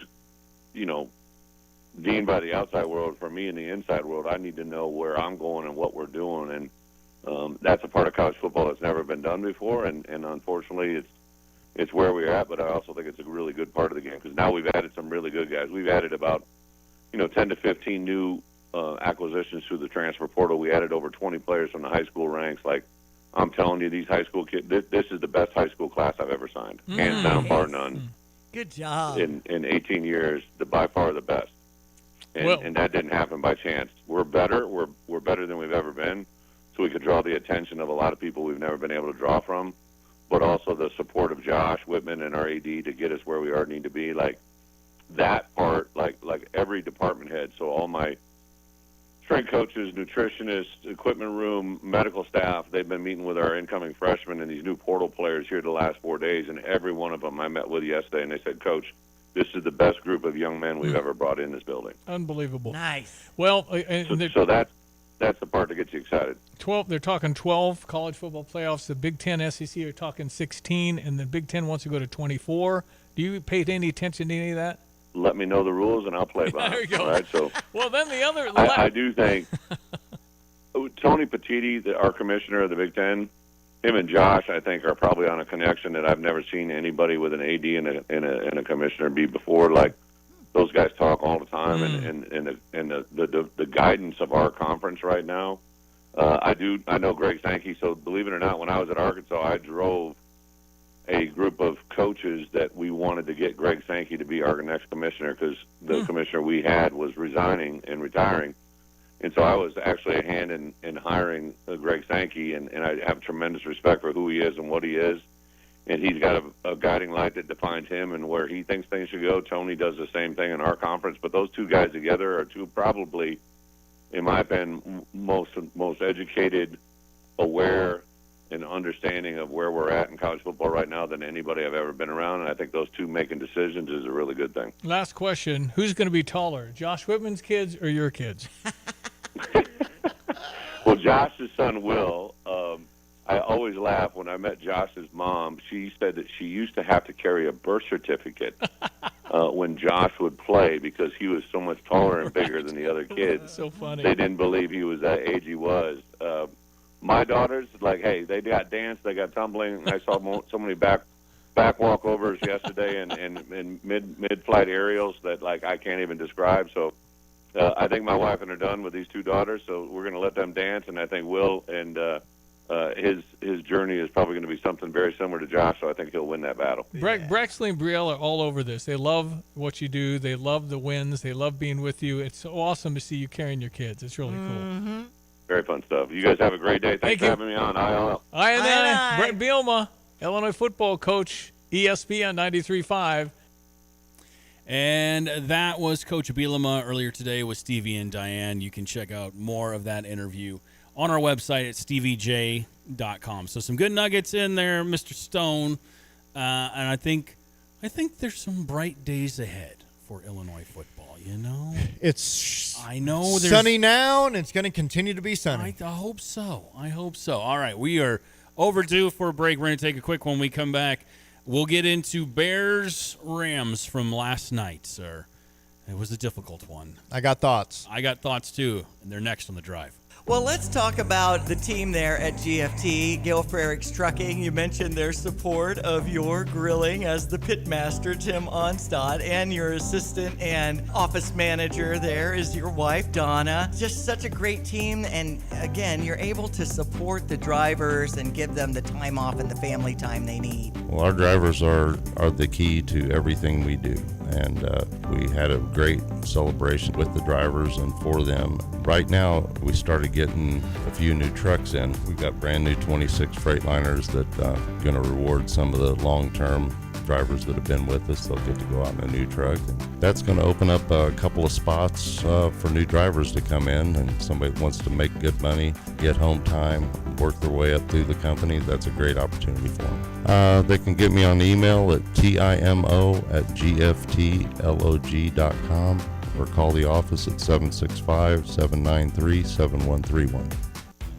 Are you tired of shivering in the winter? Look no further than your local heroes at ABC Heating and Air Conditioning. Hi, this is Gina inviting you to give us a call at 217-352-5400 to book your appointment to make sure your furnaces run safely and efficiently this winter. We've been proudly locally owned and operated and have been serving our community for over 50 years. ABC, always be comfortable. Call me 217-352-5400 to book your appointment today or go to abcheatingandac.com. New year, new you. But what about that mountain of junk? Start fresh with 2 men in a junk truck. We'll swoop in like clutter superheroes, furniture, boxes, appliances, you name it, gone. No stress, no heavy lifting, just more room to breathe. Garage disaster? Back bedroom chaos? We've seen it all, and we'll haul it all. So kick off the year with space that feels brand new. Book today at 2meninajuncktruck.com. 2 men in a junk truck. Junk removal made simple and way less awkward than asking your brother-in-law for help. Football season has kicked in, and you can bet like a pro with the world's largest sports book at your fingertips. Circus Sports Illinois. It's sports betting the way it should be, with high app limits, low holds, exceptional customer service, and no bet fees ever. Other books may charge you just to get on the field, but with Circus Sports, every play is yours to call. Start betting like a pro from anywhere, anytime in Illinois. Download your new bookie today at circusports.com. Must be 21 or older. Gambling problem? Call 1-800-GAMBLER. PDR Automotive in Urbana is a locally owned repair shop, and they've now serviced over 250,000 vehicles in their near 50-year history. Now, that's more than 4 times the size of a sold-out Memorial Stadium. It's more than all Division I athletes in the country combined. That's more than the entire population of Champaign County. That's more than, well, you get the idea. When you turn the key and the car won't run, call 367-9481. They are what's best for your truck or car. They are PDR. The Drive with Curtis Allen and Evan Stone on ESPN 93.5. Brings Nakua, motion right, the hand off to Kyron Williams. Nakua the block and into the end zone for the touchdown, Kyron Williams. Rams strike first, 6-0. Caleb takes the snap, looking to throw. Backing up, zips it, back of the end zone. Bobbled and caught, touchdown. DJ Moore, touchdown, Bears. Snap, handoff right, Kyron Williams. Raced by Jalen Johnson, hops into the end zone. He's in for the touchdown on a run to the right, and the Rams have taken the lead on Williams' second touchdown run of the day. This one a 5-yarder. Rams show blitz. They peel off Komet left. Snap to Williams. Williams backing up, being chased, going way back now, back to his 40. Lofts a pass into the end zone. Cole Kmet caught the ball. Touchdown. Left corner of the end zone. My goodness. The Iceman did it one more time. Monangai motions first left, now wing left. Snap back. Caleb Williams with time. Great protection. Wings it. And a diving interception by the Rams. Cam Curl, number 11 in field goal percentage in the NFL this season, awaiting the snap. Spot is down, kicked by Mevis to the north end zone uprights. The kick is good. Rams win in overtime, 20-17. Like I said, disappointing result. Our guys are feeling it right now. They all believed, man. They all believed all year long that we could find a way to win each and every week. And so it's disappointing like that. But I am proud of the group. It's a special group. I said that a few weeks ago. I believe that to my core.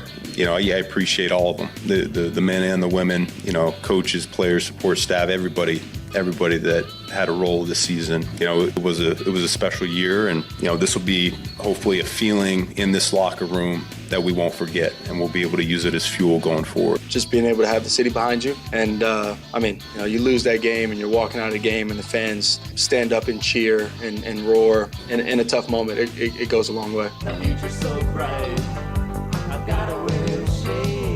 ESPN Radio 93.5. It is The Drive. I'm Curtis Allen. That is Evan Stone. Those highlights courtesy of our sister station, Q96. Bears fall yesterday in overtime, 2017 to the Rams. However, this is the best I think I've ever felt at the end of a Bears season. Does that make sense? This is a strange feeling, Evan Stone. Huh.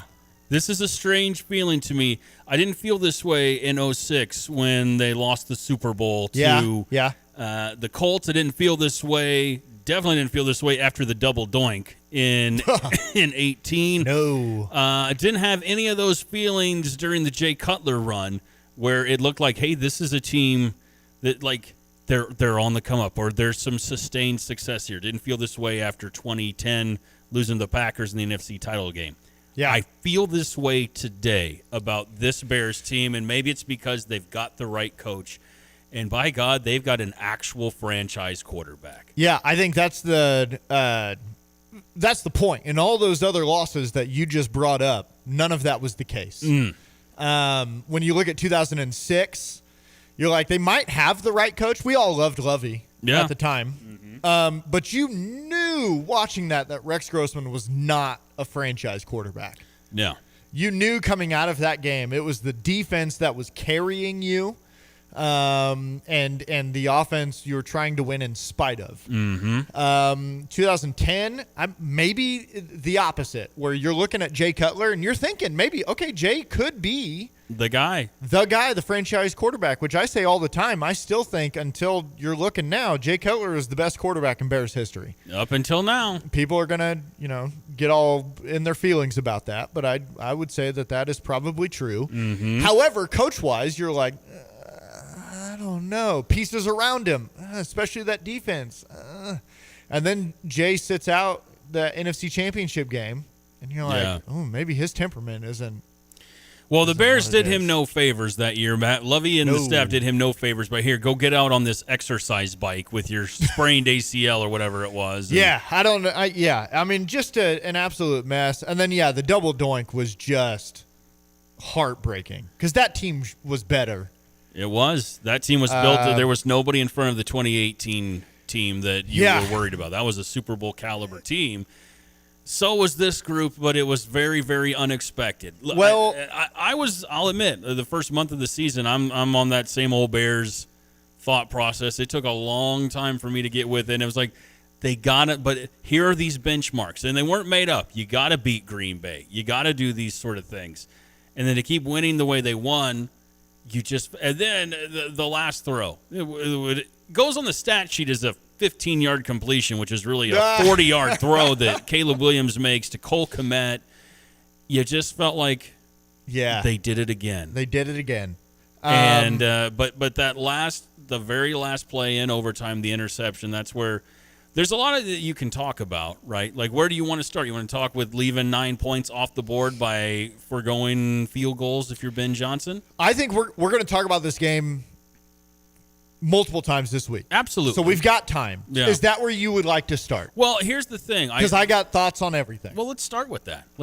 Because that was one of the first things I saw was look at the points you left off the board. You left 9 points, blah, blah, blah. If Caleb makes that throw and you've got those 9 points on the board, then it's not we're going to overtime. That's a win. You've won and you've moved on.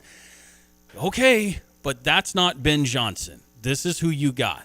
Well, you got the right guy, and this is how he's going to coach. He's already shown you that throughout the year. He showed you that a week ago, agreement. He's going to go for it, and he would much rather go for the kill than leave it to chance. And that's just who he is. Yeah, I will say, I think the game dictates a lot of the way that Ben Johnson makes those calls. I'm going to go ahead and say this right now. I do not think this was a very well-coached game.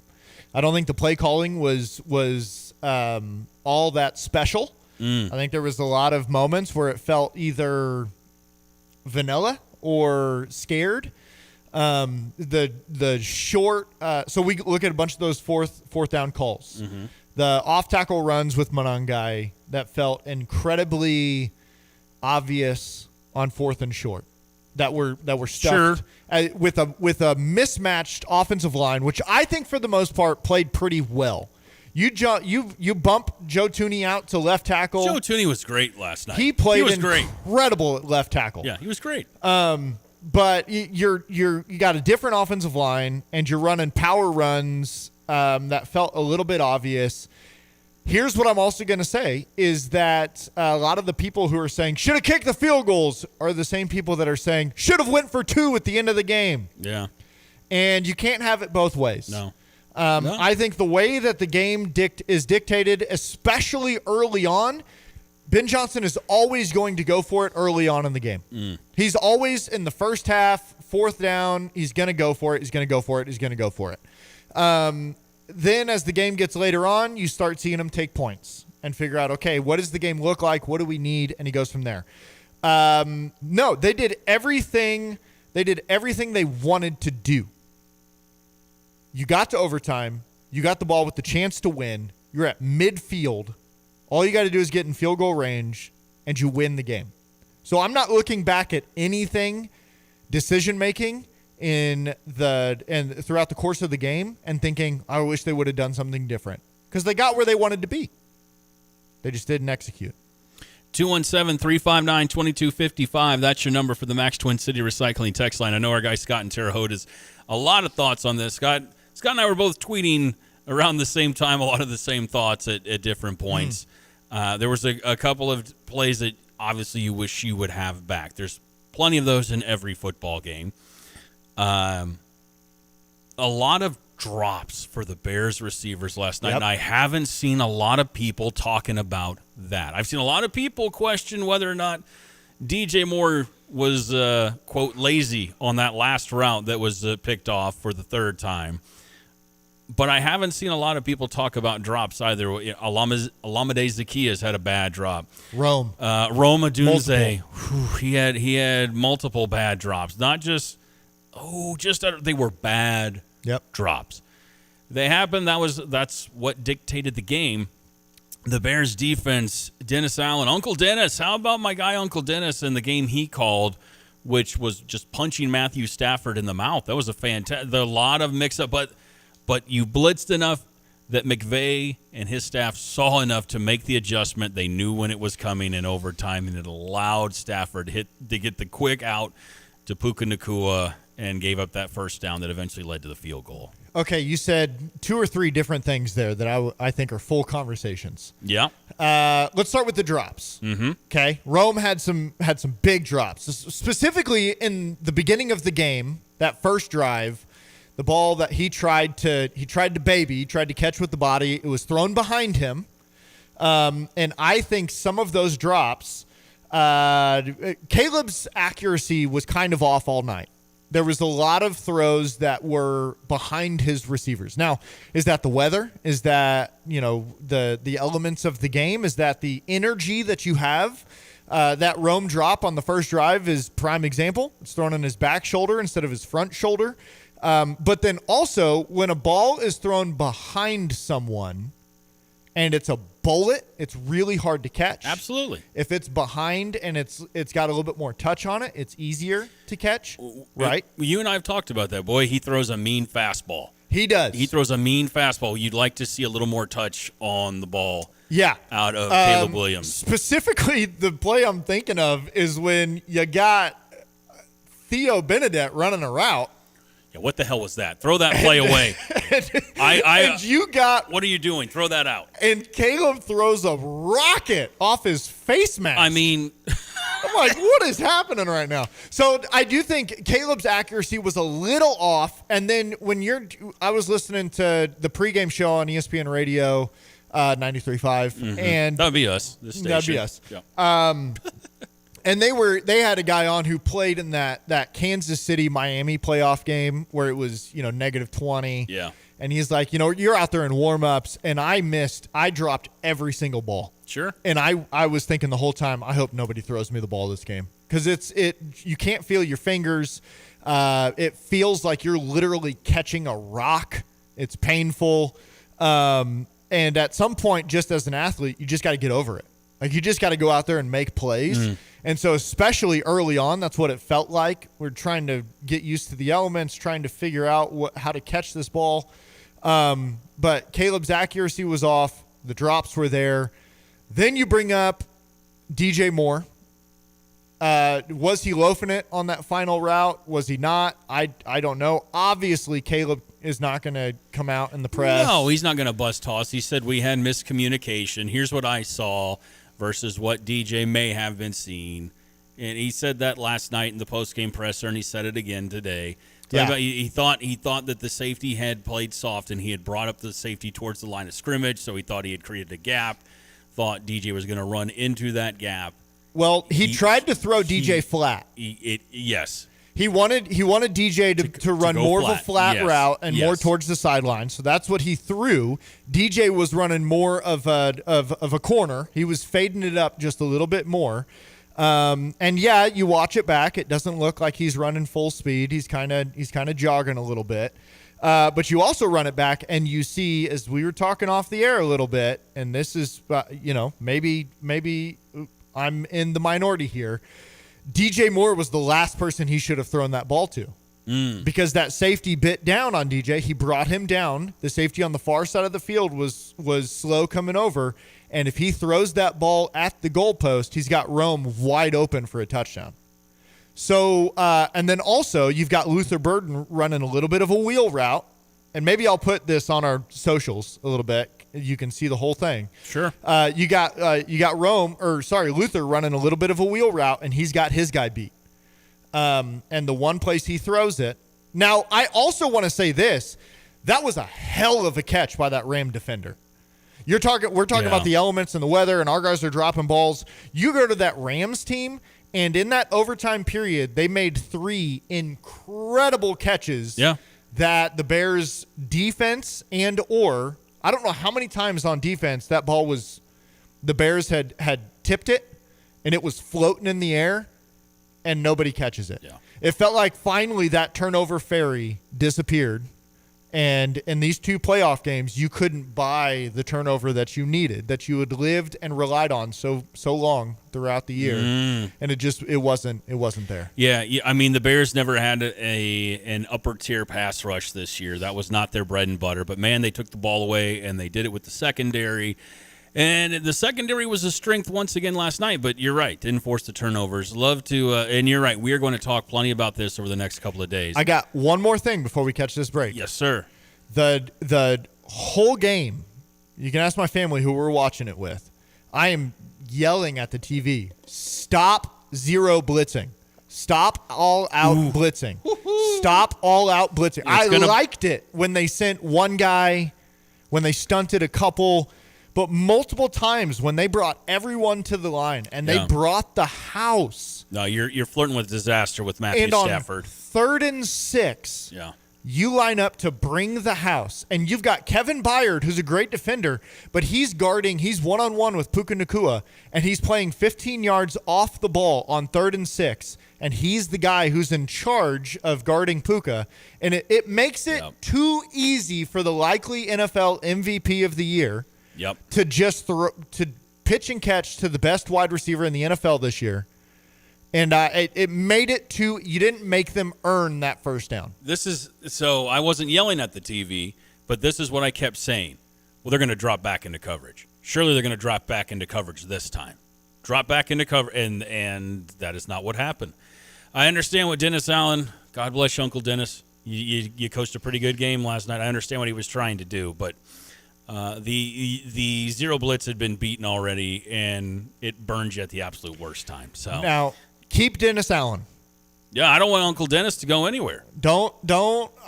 I hope he doesn't start popping out for some head coach interviews again, because he was masterful this year. Yeah.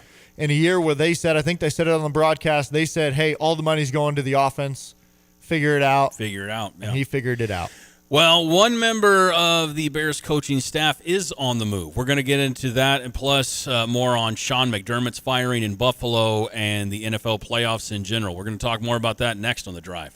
Well, let's talk about the team there at GFT, Gale Frericks Trucking. You mentioned their support of your grilling as the pitmaster, Tim Onstad, and your assistant and office manager there is your wife, Donna. Just such a great team, and again, you're able to support the drivers and give them the time off and the family time they need. Well, our drivers are the key to everything we do, and we had a great celebration with the drivers and for them. Right now, we started getting a few new trucks in. We've got brand new 26 Freightliners that are going to reward some of the long-term drivers that have been with us. They'll get to go out in a new truck. And that's going to open up a couple of spots for new drivers to come in, and somebody that wants to make good money, get home time, work their way up through the company. That's a great opportunity for them. They can get me on email at timo@gftlog.com or call the office at 765-793-7131.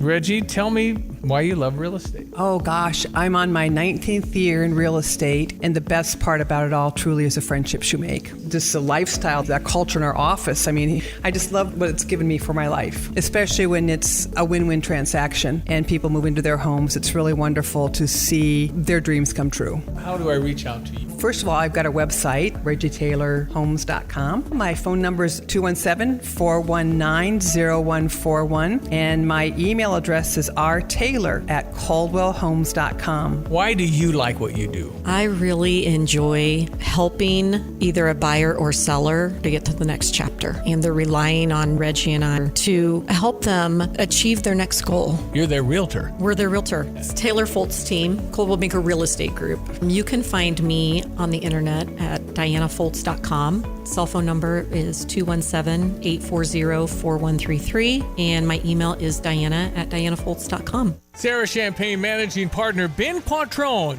on why integrity is important at Sarah. We hire the person. The person makes the deal. The person makes the department. The person makes everyone around them treat people with courtesy and respect. If you have a quality human being, you can play any position, right? We're talking about sports. They can perform in any department, and I could teach someone a job, but I can't teach them to be a good person. Learn more at sarahchampagne.com. That's SERRA champagne.com. The Drive with Curtis Allen and Evan Stone on ESPN 93.5. It is a cruel world in the NFL, my friend. Cruel. Just vicious sometimes. ESPN Radio 93.5, it is The Drive. I'm Curtis Allen. That is Evan Stone. When we were going into the break, we were just talking about Bears-Rams last night. And you'd made the comment, keep Uncle Dennis. Well, you didn't call him Uncle Dennis. That's what I call Dennis Yeah, he's Allen. not my uncle. No, he's mine. Keep Dennis Allen. But we said one Bears coach was going to be on the move, and that is Eric Bieniemy. He's going to be reunited with Andy Reid in Kansas City and is going to be their offensive coordinator. Yep. Which means... Points to old Matt. Yeah. Former Bears head coach Matt Nagy will not be back as the Kansas City offensive coordinator. He is one of the finalists for the Titans head coaching job, so that might be where he ends up. But Nagy is officially out at Kansas City. Eric Bieniemy, who was the running backs coach with the Bears, goes back to Kansas City to be with Andy Reid. So, you know, that feeder system between the Chiefs and the Bears is working out great, you know. I think somehow I think that's how Joe Thuney ended up with the Bears, is that somehow this is all related. Yeah, I'm just waiting to see who we get back. Mm-hmm. Hopefully it's not Matt Nagy. No, I don't want Matt Nagy back. No. I did like Bieniemy, though. I liked him as a running back coach. I liked him. I've always liked him. I know he's got a kind of a mean streak, and some people were iffy on how That's why he can't be a head coach. But man, is he good at what he does? Yeah, especially with the running backs. So yeah, he's gone. And then you talk about a cruel, cruel world. Sean McDermott fired as Buffalo Bills head coach. How shocked were you by that one? I was pretty shocked. Yeah. You got a guy that is 45, 50 games over 500 in a desolate football place that was the laughingstock of the NFL. Even in their success, they've been the laughingstock of the NFL. Yep. And he just consistently went there and won. But I understand. I get it, man. You have this coach that is winning a lot of games. Jay talked about it in the last hour that you can become a victim of your own success. And I understand as a Bills organization, you're looking at a franchise superstar quarterback who is in the prime of his career, and you've seen this guy who's been a really good coach, but you've seen the same story over and over and over and over again. Yep. And so we've got a small window here with a superstar quarterback. Do we need to try and find someone else to try and take that next step? Yeah, you got bounced 4 times by Mahomes, 1 time by Joe Burrow on that run the Bengals had a couple years ago to the Super Bowl, and now the loss with Bo Nix and the Broncos, #Believer. Which we got the TV on. They're playing right now the highlight of that Brandon Cooks interception. A catch that wasn't a catch, but it might have been a catch. But if that's a catch, then what happened last night in the Bears game with the Rams, that deep ball, that's a catch. And if it's an interception, then the Bears had an interception taken off the board. But that's the NFL. But I put a thread out. What do you call it when you post on threads? I put a singular thread out there. Thread. And I really do believe I'm in the minority here. I think both calls were correct, and I don't think those plays are anything alike. Oh, you will do anything for a... No. Here's manufacturing the controversy. Nope. Here's the difference. Tell me the difference. So Brandon Cooks goes up, and he grabs the ball. I'm listening. And on the way to the ground and hitting the ground, the ball comes loose, and he does not survive the ground. And the Broncos defender, I'm blanking on his name, who it was, but he comes up with the ball. It was McMillan, I'm pretty sure. McMillan, yes. It was McMillan that made the pick. Comes up with the ball. The Davante Adams catch, he catches the ball, takes 2 steps. Then as he's going to the ground, his knee touches the ground. Then the ball comes loose. So Brandon Cooks had zero steps on the ground. He catches, hits, ball comes out. Davante Adams had 2 steps, knee down, then ball comes out. So I don't think that, I know it was so hot on social media. They're the same play. They were not the same play, and unfortunately them's the breaks sometimes. 217-359-2255. Lindy on the text line. Agree with you 100%, Evan. See, we're remember when you guys are always picking at each other, and now... Well, he did try to call me out at the Cardinals Caravan. Well, that's true. That did happen. Talking with Chip, and he says, "Hey, don't let him fool you. He's a Cubs fan." I was like, "Hey, dude, I'm trying not to get in a fight here." So that's why Chip Carey shoved you. Okay, yeah. I didn't know that. And that's why I throat chopped him. Oh, you throat chopped Chip. Yeah. He did sound a little hoarse when he was emceeing the event. I'm sure he did. Yeah, sometimes it's a game of frustrating inches and what could have been. But Sean McDermott out. Now it's a very interesting setup here where you have 2 organizations looking for a head coach that automatically already have a franchise quarterback proven. Not a first-round pick. Last year when Ben Johnson comes in, it's like, okay, Caleb Williams, franchise quarterback, but is he? Mm-hmm. Like, you're still trying to figure it out. He's just the number 1 overall pick. Yeah. Here you got 2 spots where you're coming in, and you're not coming in to, build. You're coming in to win. You're coming in to win a Super Bowl. Immediately. You're coming in to get cousin Josh to a Super Bowl or to get this Ravens team that has been right there several times over the hump and into a Super Bowl. So what do you do? Well, it's interesting. And then some of the names that were out there have found new homes. Kevin Stefanski just got hired. And was it Miami or Atlanta? Atlanta hired him. Well, just came out. Miami officially, I think. Yeah, that's where I got that. Has hired Jeff Hafley. So he is the defense coordinator of Green Bay, who's been awesome. He's gone. He's out. He's leaving the Packers. Praise be. Which a fascinating route for him. Jeff Hafley, who 2 years ago shocked the world when a sitting head coach in college football, he was the head coach at Boston College, left being a head coach to be a coordinator in the NFL. And now 2 years has ballooned that into being an NFL head coach. And if he is anything, he is the exact opposite of Mike McDaniel. He's the exact opposite of what has just left town there. So I get that hire. But it's also one of those things, too, with some of the hires that are being made. You know, these teams didn't know Sean McDermott was going to be let go. Nobody saw John Harbaugh happening a couple of weeks ago. The Tomlin thing's out there. So now Harbaugh, he was the prize, right? And the Giants got their guy. He's gone. And he's off the board, but he's going to win. What your job now is to make Jackson Dart what Ben Johnson has done with Caleb Williams. Here's this piece of clay that we know is talented. Make him the superstar. And you've got pieces around him, too. And Harbaugh's got pieces on that defense to work with. We've talked about that. But it's interesting who will go where. Our guy, Shieldhouse, getting some interviews for head coaching positions. Didn't mean to cut you off, so go ahead. No, I was cutting you off. You cut me off. Yeah. Shieldhouse, who got some airtime last night. Yeah. We saw him on the How screen about a few that? times, so good for him. So here's the question. Who's the biggest prize coach remaining? And do you know who I think it is? Tomlin is not coaching this year. You don't think so? Well, he's stated multiple times, I'm sitting this year out, and it seems like I think Schefter had reported that even teams that reached out, he's told them the same thing. You know what? He's earned it. And I think if a organization hires him, they have to send draft capital to Pittsburgh. Yeah.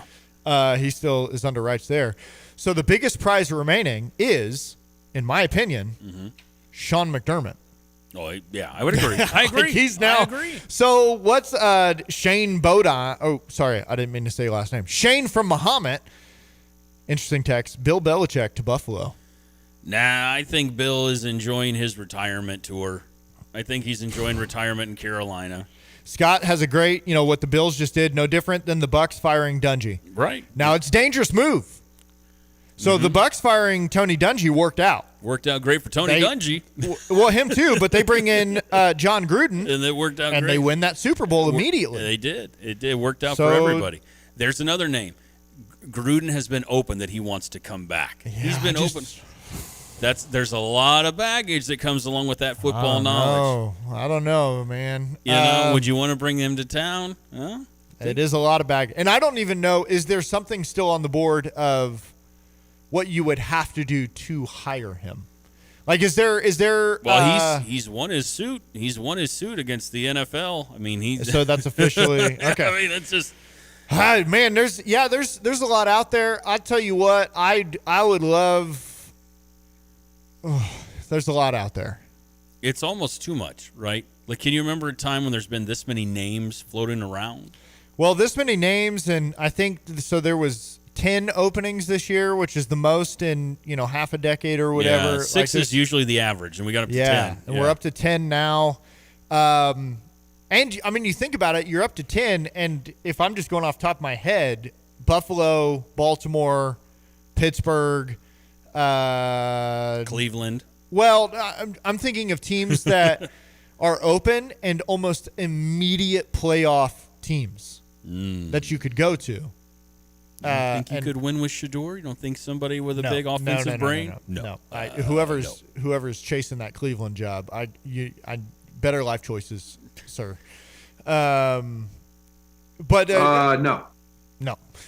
Just teams that and I might throw Atlanta into that mix just because the way I think Raheem Morris got a crooked stick there at the end, but they got a lot of pieces down there in Atlanta. It'll be fascinating to see where we go. I want to spend some time tomorrow now because the Bears have their guy. Mm-hmm. How did the Chicago Bears not become the Buffalo Bills? Ooh. That is now the ultimate task of Ben Johnson and Caleb Williams to not become Sean McDermott and Josh Allen. And I got a list of things to do that we'll get into tomorrow. What'd you say? The front office of Evan Stone. The front office of Evan Stone. That's what I called it off the air. We're going to go into the front office of Evan Stone. I'm going to put together something real nice for you, Clark, on that. I'm going to have to put together a real good intro. This could be the start of something regular on the drive here. The front office of Evan Stone is an RV. Uh-huh. So we'll get to that. But yeah, we got Etched in Stone coming up. We've got Tuesday draft. Tuesday draft announcement. Yeah, you got to announce what we're doing next. I'm on a losing streak with the draft. I'm really. Hey, we both are now. Yeah, that's what happens when we start including other people besides us. It turns out neither one of us will win. Yeah. Yeah. All right, we'll get into it next on the drive. We have a New Year's resolution at Dick Van Dyke Appliance World. Oh, good idea, Paul. We're going to pump you up with savings this January, Dick Van Dyke. Yeah, I like it, but that line's already taken. Let's keep it simple. We have stainless steel French door refrigerators starting at $1,600 for the entire month of January. How about shed those holiday pounds with savings at Dick Van Dyke? Yeah, but does that really make sense? Not really. Let's just shoot straight. We have stainless steel interior dishwashers starting at $450 a pop. How about we use this music to get the people moving? Well, hey, copyright violation. That is a good tune, though. But let's not take away from the fact that we have electric and gas dryers starting at $479 and ranges at $549 a piece. Hey, I got an idea. Let's hear it. Come on into Dick Van Dyke Appliance World, where our New Year's sale prices will last longer than your New Year's resolution. That's actually pretty good and relatable. Wow. Dick Van Dyke Appliance World. When you buy from us, you get the whole store.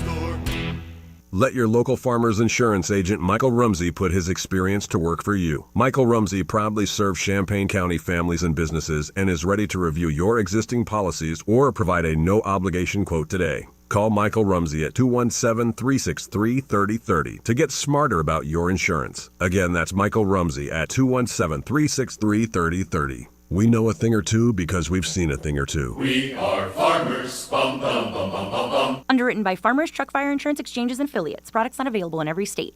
Since we opened our doors in 1868, Busey has fostered deep customer relationships and vibrant communities, embodying a legacy of partnership and progress.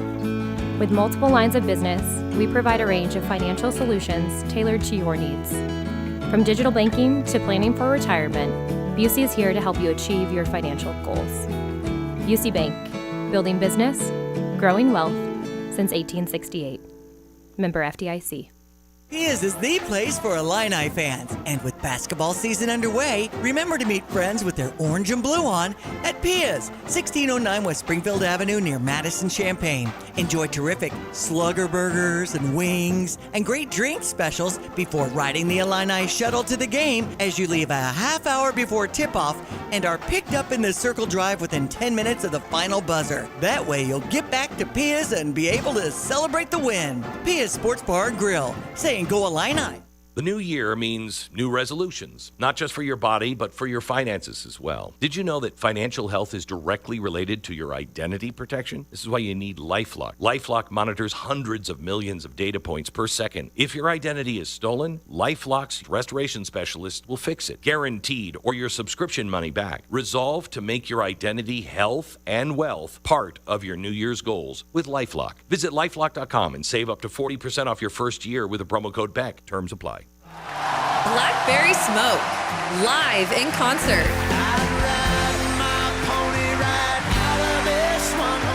It's the Rattle, Rumble, and Roll Tour. Saturday, March 14th at the Virginia Theater in Champaign. Tickets available now at thevirginia.org. Don't miss Blackberry Smoke live.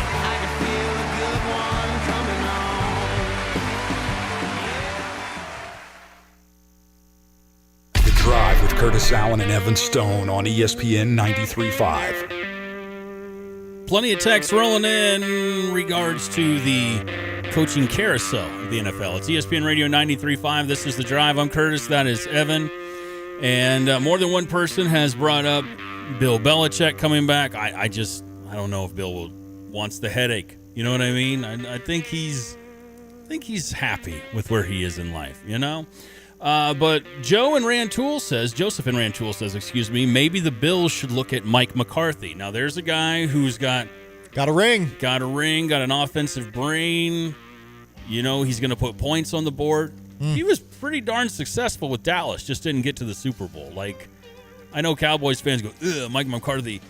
Why do you think he always, when his name comes up, people think that's an uninspired suggestion? I think two things.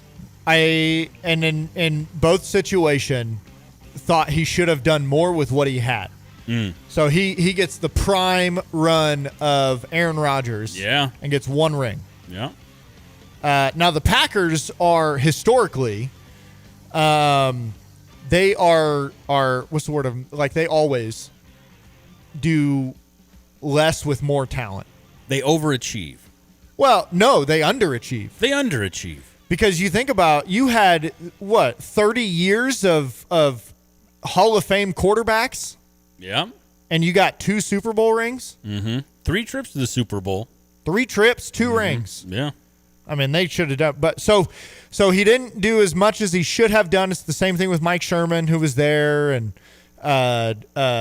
oh gosh, why am I blanking on his name? The dude who won the Super Bowl with the Packers, then went to Seattle.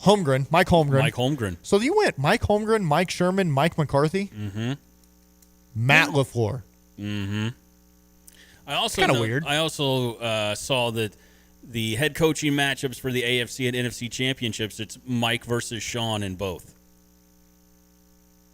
Vrabel versus Peyton, and we're just living in a simulation. Yeah, I know. That's all this is. It's all rigged. It's all rigged. Yeah. Scott in Terre Haute says Ryan Poles needs to hit on defense in regards to the Bears. Yeah, he does. Go get Max Crosby. Do it.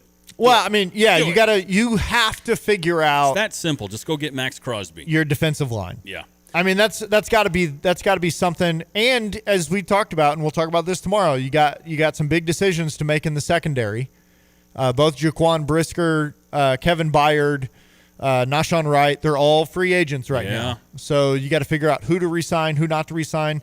The Bears' cap space currently, as is kind of a mess. Pretty tight. And so Lindy says, what are you giving us for Crosby? Pack of gum and you can have DJ Moore and a handful of 4th-round picks. I'll give you Tyson Bagent. And Tyson and his dad. You can have Tyson Bagent's dad.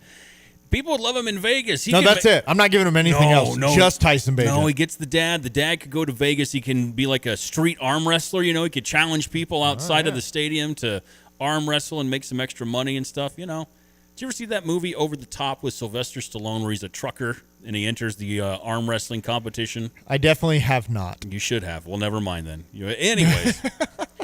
217-359-2255. That's your number for the Max Twin City Recycling text line. Are you ready to etch some business in stone, sir? Are you ready for that? All right, let's get into it. Let's get the money.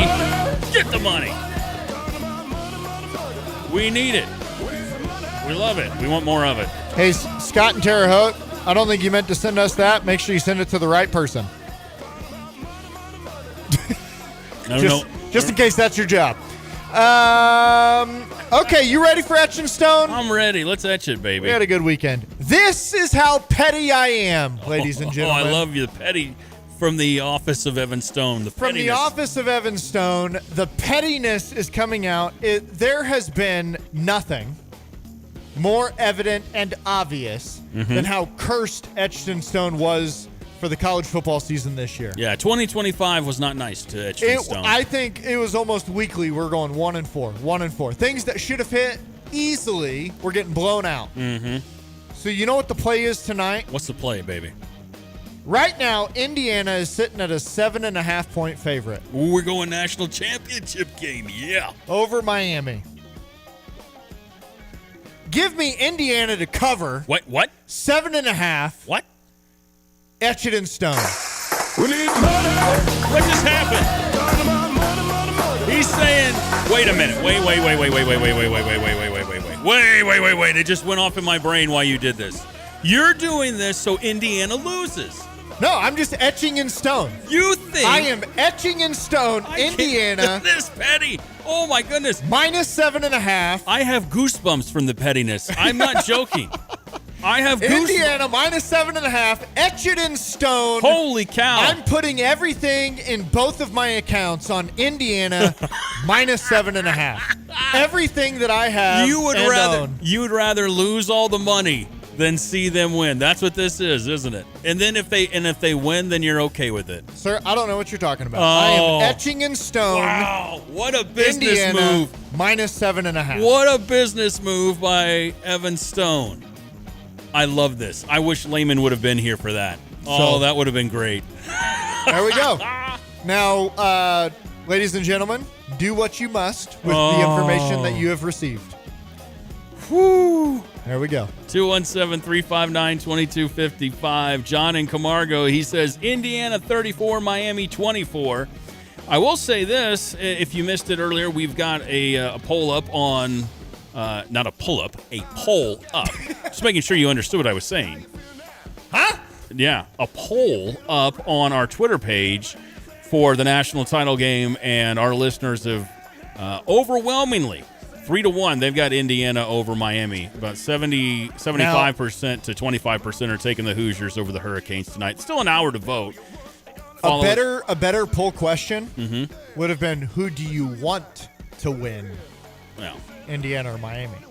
Then I could show. Then you could have showed Lehman. Yeah. I'm not alone. You got an hour left to vote on that at the Drive 935. Oh man, that was quite a move you just made. That was quite a move you just made for Etched in Stone. I don't know what you're talking about. Yeah. All right. Well, then, tomorrow is Tuesday. We will have a new national champion by then, probably. A lot of overtimes can happen in college football, you know. We'll know who the new national champion is.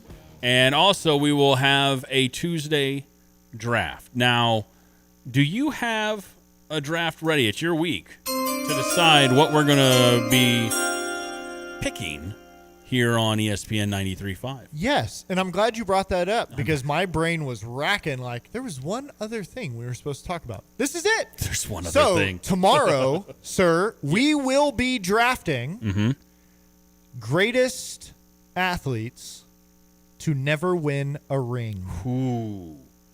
The greatest athletes to never win a ring. Now, any sport? Any sport. Any sport. We're setting the parameters on it. Greatest athlete to never win a ring. Any sport. So this should be a good one. There's a lot of great choice. There's some of the easy ones out there right off top of the head, but the more you dig into it, I bet we're gonna find. Ooh, man, this is gonna be tough. This is gonna be tough. Okay, all right. Now, you've had some chicanery going on. Is there a guest that's going to be joining us to limit the votes that go towards me?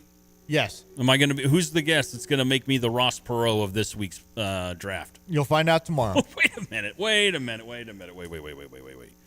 You can't do that, can you? Can he do that? Is that allowed? I can do that. You can do that, huh? Yeah. The office of Evan Stone, I'll find out. Can I guess who it is? Yeah. Is it a listener? It's your mom. No, my mom would never talk to you. No. No. Actually, no. No. Are you Curtis's new friend that he's always talking about? That depends. You must be his new special friend that he does the radio show with. I've heard some stories about Curtis's friends, so I'm just gonna. I don't know if that's a good list to be in or not. What the hell? What's wrong with my friends? What do my friends ever do to you? I'm seeing on the TV that Wilbur Wood died. Pitcher Wilbur Wood. What a name. Yeah. And look at he's pitching with his jersey untucked. Oh my gosh, he's in the beer leagues, bro. Oh man, he was a White Sox legend. Yeah.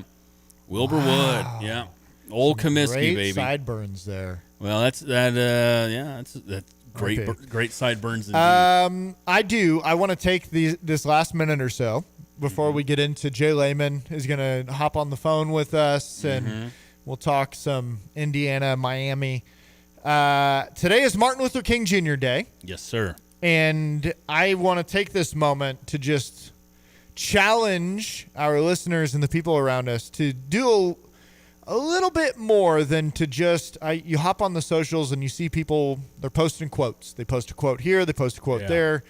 I want to challenge our listeners to not just listen, hear, post one-liners or quotes, but to actually go in and to read the speeches and the sermons that those quotes come from. Let me tell you what, the National Archives have so many of his speeches.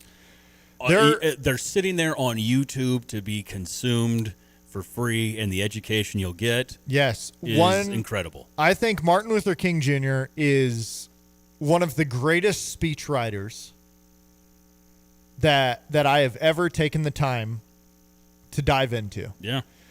Letters from a Birmingham jail, the speech